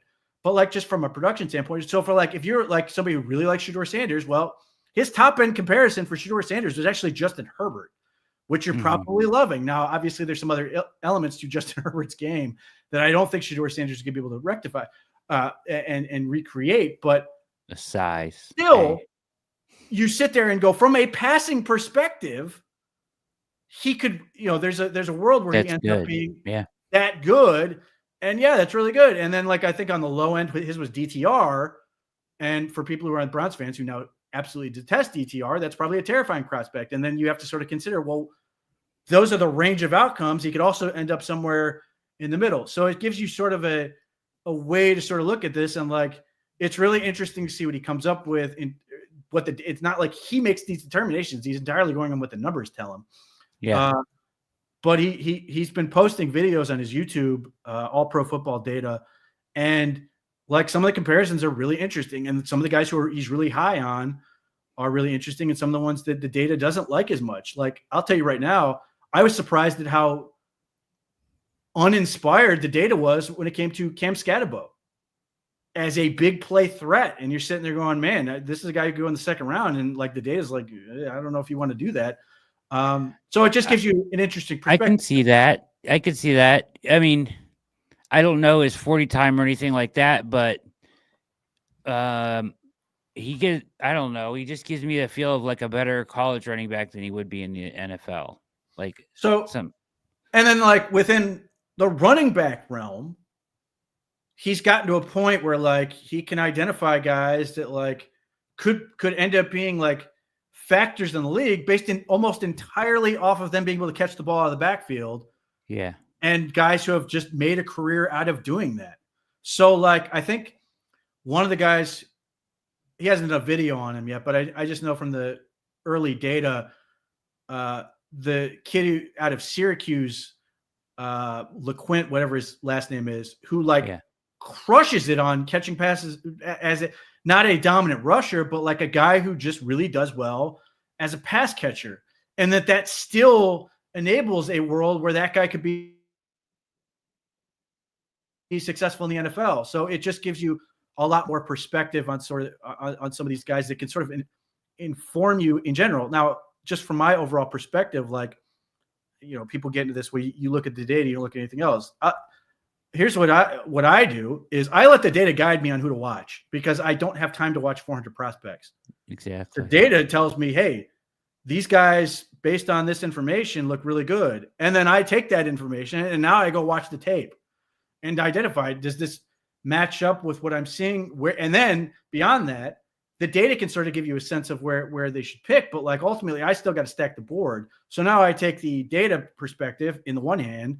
Now I've got the film perspective and I can watch all these guys that the data already really likes, put those two things together and then stack my board. So I get a data perspective and I get a film perspective. So I can look at this both things. And ultimately that's what you get when I do my comprehensive like draft reviews of guys. And by the way, my Isaiah McGuire one, I absolutely crushed. Just humble brag in that, dominated what he's doing. But anyway, like it just gives you a nice insight into those things. So like the further we get along with into this, and when we have athletic data and some of these other things, like and age, I cannot understand how important age is. Age is a huge deal. Yeah. And that's another thing that hurts Scatabo, by the way. It helps determine not only sort of what they can achieve, but also helps you determine things like potential. Like Mike Hall is a great example of somebody from last year where there were things in his profile which were just that are risky. They just are. And you looked at Mike and you went, yeah, this is really a trade space pick. But when you get into the data, it also showed you the potential is enormous. Yeah. Now that doesn't guarantee anything, but that like you sort of looked at it and you go, oh my God, like, and a lot of that's because he's super young. He's one of the youngest defensive tackles ever to enter the league. It like just massively increases the possibility of reaching higher end outcomes, even if that can be a castle, sort of built on sand in terms of that and potentially could get you fired and all those other things. But at least it gives you a better vision of what sort of the possibilities are. And like I did this for I've done this for years. I've been when the Browns made the decision that they were going to get into the whole analytics thing in 2016, that's what I got on board with Jim Coburn was doing. And I've been doing this ever since. But like 2023 draft, I've talked about this at nauseum. Siaki Ika was horrific on every single data point you could possibly come up with, including like even his potential wasn't very good. And lo and behold, he stunk. Meanwhile, all the other guys they picked had at least were like sort of in the long-term starter range, which is where Mike Ryer fell into, and Cedric Tillman and some of these other guys, Dwan Jones. Although, just to clarify, offensive linemen are a little bit weird because there's no production data. It's all athleticism and measurements.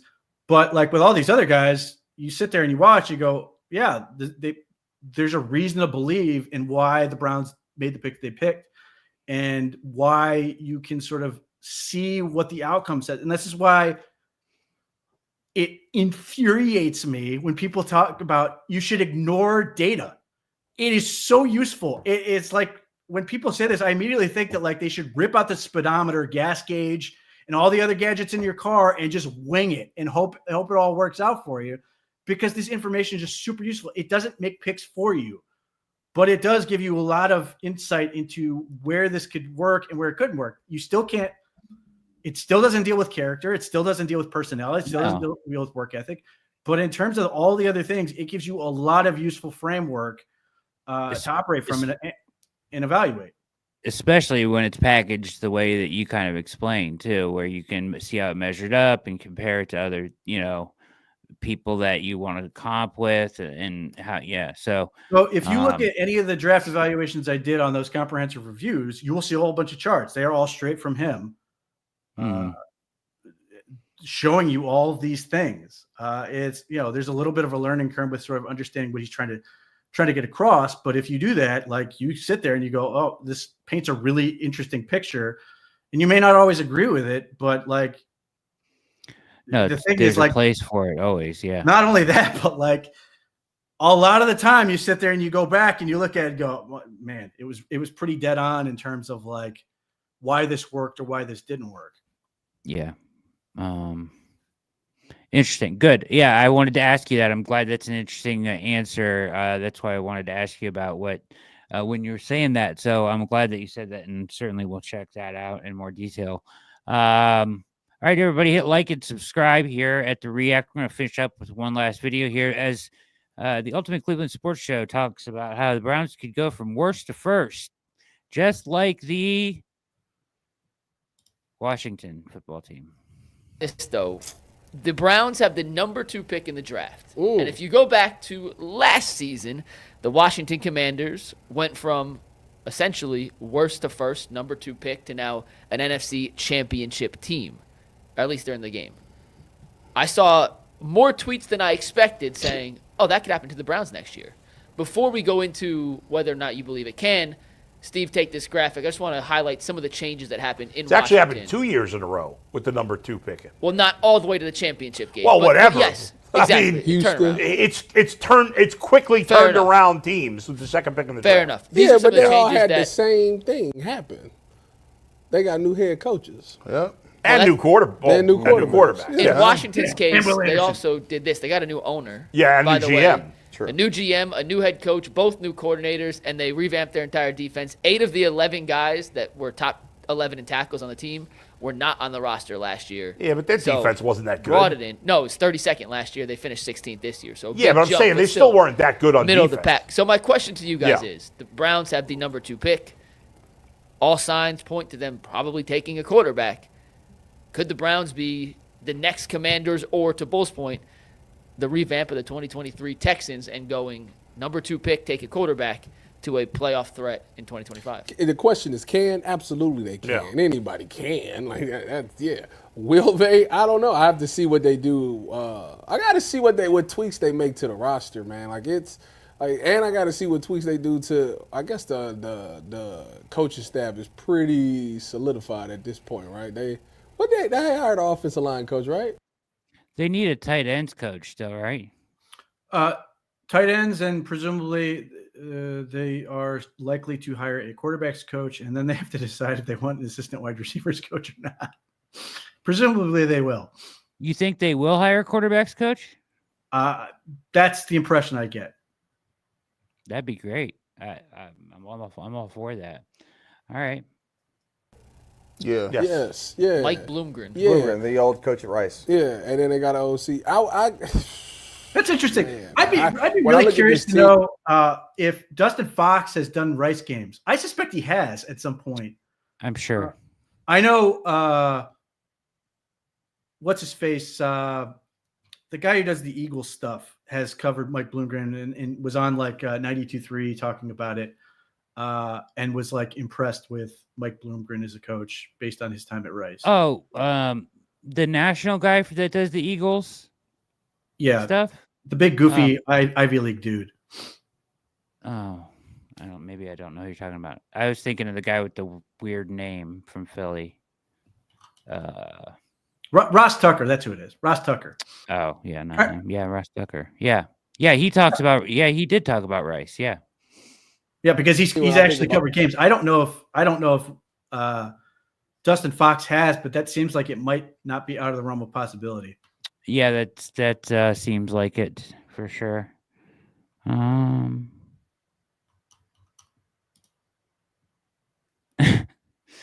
Okay. Just the season that we had is are they a quarterback away? No, I think it's more than that. I was with G. Bush when y'all had that argument. I think it's more than just the quarterback away. So yeah, I got to see some of the other ones because what I almost called them the Redskins. What the Commanders did. Now you just did. Yeah, I know. What the Commanders did was they got Jaden Daniels or not just him, but that team. They went and got veteran players that's had a ton of success, but maybe only have like 1 or 2 years of good play left. Bobby, Austin Eckler, Zach Ertz. Those top 3 names come to mind when I say this statement. Yeah. So it's like, That's do I like see the Browns doing though, that? Like for veterans. Are they going to get a Bobby Wagner type line? Because we need one. Why not? Who is out there? Well, I don't know, but here's the thing. Here's why the answer is obviously yes, it can happen. There's no doubt it can. Yeah, Will I it? see that. I don't know that there's a player good enough. Here's the but. Now, Washington and Houston the last 2 years both had an advantage that the Browns don't have.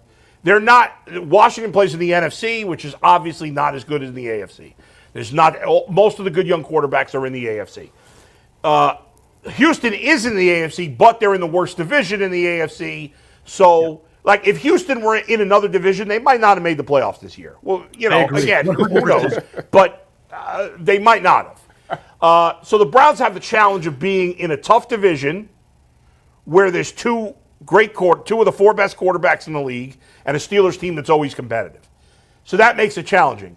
But if you told me that the Browns were able to draft the equivalent of Jaden Daniels or C.J. Stroud, then absolutely they could turn it around in 1 year. Now, I don't know if that's possible because I don't know if there's a quarterback in this draft that's as good as either of those guys. It's probably not. He nailed this, right? Based Bull. Yeah. Bull nailed that. He's right. Either guy on this team and the Browns would be a problem. Correct. But I don't think either guy is in this draft. Yeah, it's tough. And that's, it's some of this comes down to circumstance of what quarterback Being class bad you're at the picking right from, but time. that's Yeah. also why don't force it. And again, I already mentioned it. The Bills, Chiefs, and Ravens traded up to get their guy. They did not play. They were not bad teams. There's something in that, putting them in a good situation. And I don't think the Browns are 3-14 bad, even though their record states that. I think if they could have easily won more games down the stretch if they really wanted to with Jameis Winston at quarterback.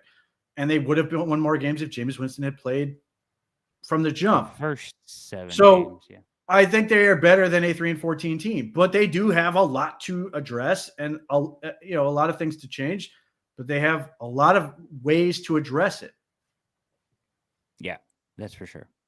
Not likely. There's a lot of people that think Caleb Williams is already a top 5 quarterback, which is nuts because, I'm sorry, Jaden Daniels. But you got it, to me, always got to do it 2 years before I can put you in the conversation. Right. But Jaden, last year we were like, C.J. Stroud, best rookie quarterback ever. Now this year, Jaden Daniels, best quarterback. I mean, he's been amazing. So that means amazing. That means that the guy we take is going to be. He's got to be amazing. He better Which be. is hard to do. But yes, this idea, like I saw my boy Darryl Ryder, love you, Darryl. We worked together for many years. Yeah. But I see Darryl saying, well, these playoff teams, the Browns are miles away. That's easy to say. Everybody was said the exact same thing about Washington last year. The exact same thing. And again, let me make it clear. I'm not saying it's going to happen. I don't know if any of these quarterbacks are good enough. But I don't think, now, and this is coming from, by the way, maybe the only person that picked Washington to go to the playoffs. Nobody else was picking Washington, even with Jason Daniels. Nobody was picking Washington to go to the playoffs, except for me. You go, bull. There you go. NFL expert. Country. No, not really, but close enough. Anyway, but here, if the Browns, for Darryl say, the Browns are so far away. Yes, they're so far away as long as they need a quarterback. But if by some chance they are able to get a quarterback, and you want to say, well, it'll never work that way for the Browns. Has Washington been a good organization? Has Cincinnati been a good organization? Has Houston been a good organization? Cincinnati was a good organization. No, they won. They had Carson Palmer, Chad, and them. That was a while ago. TJ, who's okay, the Bengals have been a better organization than the Browns. Yes. But they were still considered amongst the bottom of the barrel. Before they drafted Burrow, they'd been terrible. Yeah, I agree with that. They've been terrible for a number of years. They've experienced success. Okay, yes, not as bad as the Browns, fine. But Washington's been horrible for like 25 years. I agree with that Bull, you got it. Here's our problem. Yeah. We are trade down Charlies. We in this fan base. You think they're gonna trade down? Bro, there are so many people that sound so stupid. Saying trade the pick. Trade it and get multiple picks. Now here's the thing. Here's the problem I got with folks. Oh man. We done sat here all year and all we talked about was how trash the quarterback was. Well, not Sean King. The whole year. Who'll be on my podcast tomorrow, by the way. We talked to, hey, listen, we got the worst quarterback in history. Deshaun Watson is trash. I can't believe they're trotting him back out here. Jameis Winston is a retread. DTR is an XFL quarterback. You've been telling us. You told us that all year. Yeah. Now you get to the promised land. You right at the gates of heaven with the number 2 pick. But you want to punt and tell me maybe we can have a dream about Arch Manning 36 months away from now. And ain't nobody good. You ask him, well, what about you want Kirk Cousins? I don't want him. You want Justin Fields? You will never hear me talk about Arch Manning for the Browns ever. He will have never played. Right. If he starts next year, he will have 17 games of game experience. He needs to stay at least another year in college after that. You will not hear me talk about Arch Manning. That's stupid. Beyond that, and I've talked about this before, I've written about this before, you don't make one horrific mistake, which G. Bush endorsed. Well, 2 really. hated Baker Mayfield with a passion. Could not wait to get rid of him. Wanted Deshaun Watson so badly he was willing to try to jump on his defense team pro bono. And then after that failed, now you want to rush into making another mistake just because you're there.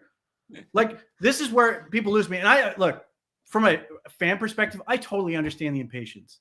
It sucks. You felt like you're not even in the game this year because Deshaun Watson was so bad. And so, like, there's this feeling of, hey, we get to get back in the game because we're past the Watson stuff, beyond the financial thing. But you don't take one really stupid decision and follow it up with, well, we have to do this. And now you're following it up with another really bad decision. So now we're not just losing three first-round picks. We're losing 4. Yeah. Because we've just said we have to take whoever's there no matter what. We're not even going to consider the possibility that the evaluation just isn't there for them, or we don't like the fit. And then if you do that, you have to cater to that quarterback because you get the number 2 pick. And now you have to change your let's say it's not working with the current offense. Well, now we have to change the offense again. We have to fire coaches and bring in new coaches to make the kid comfortable or to make it work with whatever he's going to do. And the Browns just did that, and you hated them for it. And I understand why you hated them for it. But don't ask them to walk into the same. It's a giant bear trap standing there, and you're like, yep, I'm going to put my foot right into it. Cannot wait. Bring it on. If the evaluation isn't there, if they don't love the guy. Yes, if they love that quarterback, take him. There's no dispute. But that's not his argument. It's you have to do it or you're punting. No, that's what I'm saying. That's what, yeah. And he's not alone in that because much of the fan base is in the same boat. And that's why you should go read your article from today. But he's not the first person to say this. Ken Carman has been on this. I'll give Ken some credit. I think he already realized how bad of an idea. He walked it back a little bit. But nevertheless, that was like my last straw in writing that first article because I heard that from Nick Shook and a bunch of other people. But yeah. Yes. But there's a lot of people that are saying this, and people that have voices and platforms are saying this. They're there too. If the coach is worth his salt, they're saying this over at ESPN Cleveland all day long. If the coach is worth his salt, then you got to take the quarterback, and the coach should make him into a star. That's not how it works. And as I said then, when I wrote this before, you will hear the following sentence. Then they should have fired him last year when they went 3-14. Is what you will hear, and even though it is their idea, they will get no grace. They will not get anything other than, we should have fired him last year if they picked a quarterback they didn't really believe in, or they picked a quarterback who's not good, or whatever. There's no fixing that. It's very easy to go, you have to take the quarterback because those same people will turn around and go, they never should have done that. And again, I will point to the Philadelphia Eagles. Lane Johnson, 4th pick overall. Jalen Carter, 9th pick overall. They picked impact players. Devontae Smith, 6th pick overall. They didn't force the issue. Take good players. Even if you hit the quarterback, even if you hit a home run at quarterback, you need more dudes. You need more guys to be able to help you get past over the hump against the Kansas City Chiefs and the Patrick Mahomes of the world and the Bills and the Ravens and the Steelers and you need more guys. You need some more special football players. So if you don't believe that the quarterback sitting there, most likely going to be Shedeur Sanders, is that dude, maximize the draft pick. I'm Operation Stockpile on draft picks at that point. I want as many as I can get, and I want to take more impact players. I want to take special football players. I want Abdul Carter and Myles Garrett to make it so if I don't have a quarterback, no one else does either. That is my dream at this point. If that's where this thing's going, that's how they should approach it. So it's just an insane position to take. I understand the impatience. I understand the feeling of, man, I want to be back in the game. I want to feel like we're going somewhere. I want to have hope. You don't draft hope, and good is not good enough. It's not when you're picking 2nd overall. If you get good in the 2nd round, you'll take that success. But you want great at 2nd overall. You want potential Hall of Fame player 2nd overall. And the Browns have to be able to do that. And it's probably not going to be a quarterback. It's most likely going to be something else. So they should absolutely take advantage of that and get a special football player. And Jason, I get your point, man. And I get fans saying this. So what did we tank for? I get that. I get that thought, but you have to get like you can't just take a quarterback to take a quarterback. You have to love the quarterback. You have to trust your evaluations. You can't just like you just said, just keep taking them until they hit. That's just the wrong mentality. If you have the second pick in the draft, you have to get a good player there. You have to. If they do that, one, nobody's tanking for Shedeur Sanders. Let's be clear. But two, if they take him and he fails and they turn around and they get another quarterback next year, let's say Cade Klubnik out of Clemson is the guy they end up with, which is a hell of a lot more reasonable than not what the Eagles did. The Eagles traded back up and got Hurts, right? He's on the 53rd pick or something. Yeah, he was. Yeah, he's referencing Carson Wentz, which Wentz, Hurts, Foles. No, which Carson Wentz like. Ultimately, Carson Wentz was it gets credit because they ultimately won a Super Bowl with it. But Carson Wentz is like an overall quarterback was a failed bust. proposition. It was a bust. Like, yeah. I mean, you can't call him a bust because he had a borderline MVP year, which is the year they won the Super Bowl, and they do have a ring. But like at the same time, Carson Wentz is you can sign Carson Wentz right now, if you want. Like that it's not a really good example to like support your point. Like it didn't work, and that's probably why the Eagles in part went away from it. But nevertheless, they believed in their guy and they went for it. So be it.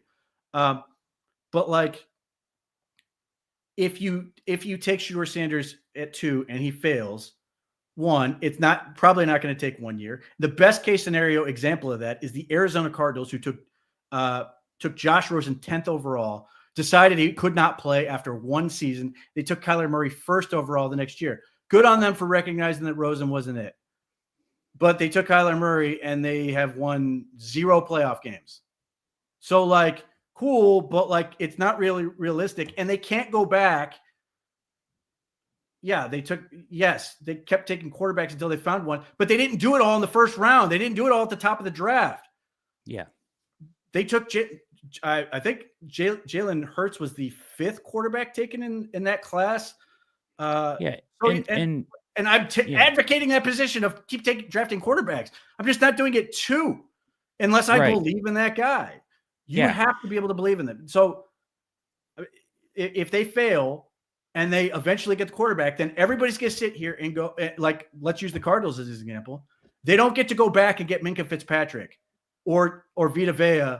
They don't get to turn in Josh Rosen for store credit and get a premium player. They missed. When Abdul Carter turns out to be this freak of nature, the Browns aren't going to be able to go back and get him after Shedeur doesn't work out. Yeah, and Myles Garrett is a San Francisco 49er. As we sit here and go, oh, man, we took our swing at Mitch Trubisky. Cool. Like, or, Joe Thomas is a Hall of Famer. I don't know who picked, let's say the Vikings. He's a Hall of Fame Minnesota Viking. But we took our shot with Brady Quinn at 3. Great.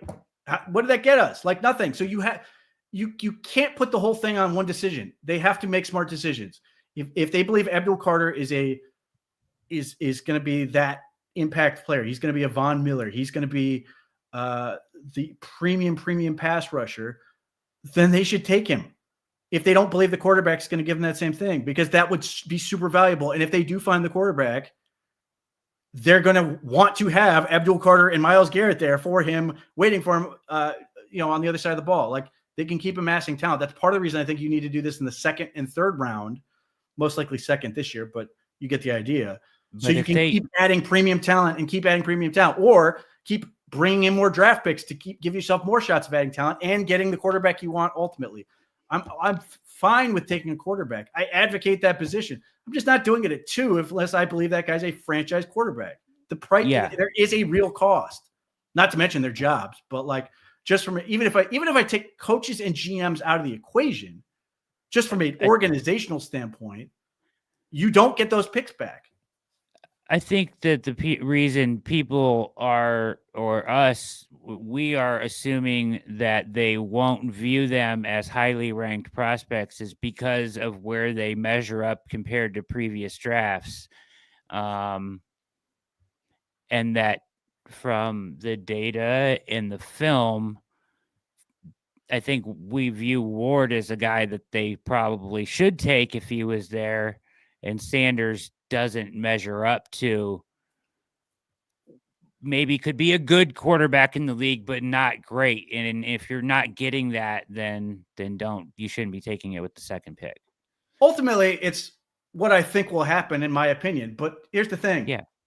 BYU and Nebraska aren't going to be on the NFL schedule next year, and he looked really bad against those teams with really average defensive players. That scares the crap out of me. I think Travis Hunter is the guy who's driving that bus, not the other way around. That doesn't mean Shedeur can't be good. It's just there are a lot of things on that tape that is absolutely terrifying and suggests really big problems that are going to limit what he can be at the NFL, even if he's a good quarterback. I don't see greatness. I don't know that a whole lot of teams are going to see greatness. I hope the Giants do, because they pick third, and I hope they want to trade up for him. I hope they love him, but I don't, and we'll see. So, Pete, would you take Nix or Penix at 2? Would I have taken Bo Nix at 2? No. Penix, maybe. But even then, we don't know what either of those guys are as pros yet either. And that's the other part, is like, it's very easy to go, well, Bo Nix is going to be great. Well, Baker Mayfield was the rookie of the year. Yeah. Co-rookie of the year with Saquon Barkley. Everybody thought he was the single season rookie touchdown record at the time. Yeah. And we'll see what, I haven't seen Penix do a whole lot, but so we'll see. I mean, like, ultimately history will be a guide, but like, if Bo Nix turns out to be a franchise quarterback, we can all look like idiots. But if he's not, and he's just another good quarterback, it's going to sort of be like, ugh. Same thing with Penix. And to your point, Jason, if they're wrong, if they don't love Sanders and he ends up being a star, they're going to look stupid. Yeah. They're not taking him. Which is fine. It's a downfall. I'm okay with that too. I'm okay with it. Like, if I'd be perfectly happy. I'm not okay with that. Well, I'd be perfectly happy if Shedeur proves me to be a fool and has a great career. He can come on the show. I would love it. And he can rub it in my face. I don't root against the kid. I'm not okay with that. If the star is there at 2, quarterback, franchise changing, and you miss him, if you pass on him and miss him, that's a huge missed opportunity. That's fine. I mean, you're not wrong in that, like, the same way I was not a Josh Allen believer. So I got to own that. But like, I'm also not going to run away from the fact I was not a Josh Allen believer. One of the all-time historical outliers in NFL history, more power to him, was not a believer. I'm okay with that. Like, but unless the Browns believe that Shedeur Sanders is that guy, then they shouldn't take him. If they do, great. We'll see where it goes. But I would strap in and expect, I don't think that's going to happen. Yeah, I don't either, ultimately. And I think that there are other game-changing players to be had there. So I think that's ultimately where they should go. But it's going to be – I'm not assuming they are, Jason. I think that's just our opinion, is that Shedeur is not going to be a franchise quarterback, or at least one that's Super Bowl worthy. Yeah, I mean, it's just, we're in a realm. Josh Allen does not have a Super Bowl. Now, he could win one this year. Josh Allen doesn't have a Super Bowl. Lamar Jackson does not have a Super Bowl. Joe Burrow does not have a Super Bowl. Well, those guys are worth it, though. Right, but they have the best. They have the guy. Yeah. And Joe Burrow didn't make the playoffs this year. Like, we're sitting here talking about, man, another missed opportunity for Lamar Jackson. And if the Chiefs beat the Bills again, we're saying the same thing for Josh Allen. They crushed it, and they don't have a Super Bowl. Have not even been to a Super Bowl other than Burrow. Yeah, you have to crush it, and you're still gonna be scratching, clawing in this conference. You can't just get pretty good. You can't just get good. You have to get great. So if you are of the belief that Shedeur is going to be great, then more power to you. But you have to believe that. You can't just go, well, he might be great, so I have to take him. That's not a way to operate a franchise. You have to believe in what you're doing. Otherwise, it's a waste of time. Why even scout? Why even do any of the work? We could just roll in on April, 26th, I think it is, and just roll in and turn in the card. I think the point, Jason, was what I think you might be misinterpreting this, but I think the point that Pete is making is that even if you have that guy, that franchise quarterback, that's not good enough to get you to the Super Bowl. So you have to add other players around that to be that good of a team to do it. So you can't just afford to take a chance on a guy. You have to take the guy that's going to make a difference for your franchise, no matter who that is or position. Your attitude on quarterback evaluation cannot be no one knows and roll the dice. It just can't be. It can't be. No. Like why even have a scouting department? Why have any of the work if your attitude is why bother? And no, there are not just 4 quarterbacks that I'm just using those as those are 4 quarterbacks that everybody says are undeniably outstanding quarterbacks. They are the best of the best. Justin Herbert, I think, is in that group. CJ Stroud's got a really good chance to be in that group. You cannot just sit there and go, well, I really hope this works out and try to go, this is to the fan base. You have to have a plan and you have to believe in what you're doing. Like everybody loves to throw Myles Garrett as a human shield in front of what they want. Myles Garrett is saying, I trust Kevin Stefanski. So trust. He's saying trust, and I'm not saying you have to trust Kevin Stefanski by any stretch. But what I am saying is that like they're trusting him to do what he believes in, not just rolling the dice. And by virtue of who's saying roll the dice, you are right now by immediately saying the Browns should just take a quarterback at 2. Why even, like I said, why even do the work? If you're just saying it doesn't even matter what happens, let's just roll the dice and take a quarterback. That is exactly what you're advocating. Because you're not even accepting the possibility that the Browns might not come to that conclusion and want to go a different direction. If that is your attitude, that is the definition of rolling the dice. If you are saying, no, Trust I the believe evaluation. If Trust your your evaluation is, no, I believe Shedeur Sanders is a franchise quarterback, so be it. That's fantastic. The Browns may not agree with you. And if you're saying, I believe that Shedeur Sanders is a franchise, he's going to crush it. No matter who drafts him, it's going to be awesome. Then you get to have those bragging rights. But I don't get the sense you're saying that. You are literally saying no one knows about QB evaluation. So what's the point? Just roll the dice. Great conversation. We got to go. Garage Beers is up next. We went over our time. We missed the post, Pete. But I get your guys' point about taking quarterback at 2. I fully do. But you have to trust your evaluation. You have to do it. And if they love him, that's great. If not, I understand. Mike is in the background. Garage Beers is up next. He's waiting. Appreciate you guys for watching. Hit like and subscribe on your way out. Parting words, Pete? Just keep reading the OBR. Read the OBR. All the links are below in the description. Great participation from Jason, Pat, everybody tonight. Appreciate you all guys stopping by. It's great to have a wonderful, heated but enjoyable conversation about football. That's why we do this. Thanks for participating. Hit like and subscribe. Go to the OBR. Subscribe there. Become a VIP member today. And enjoy Garage Beers next. For Pete Smith, my name is Brad Ward. We are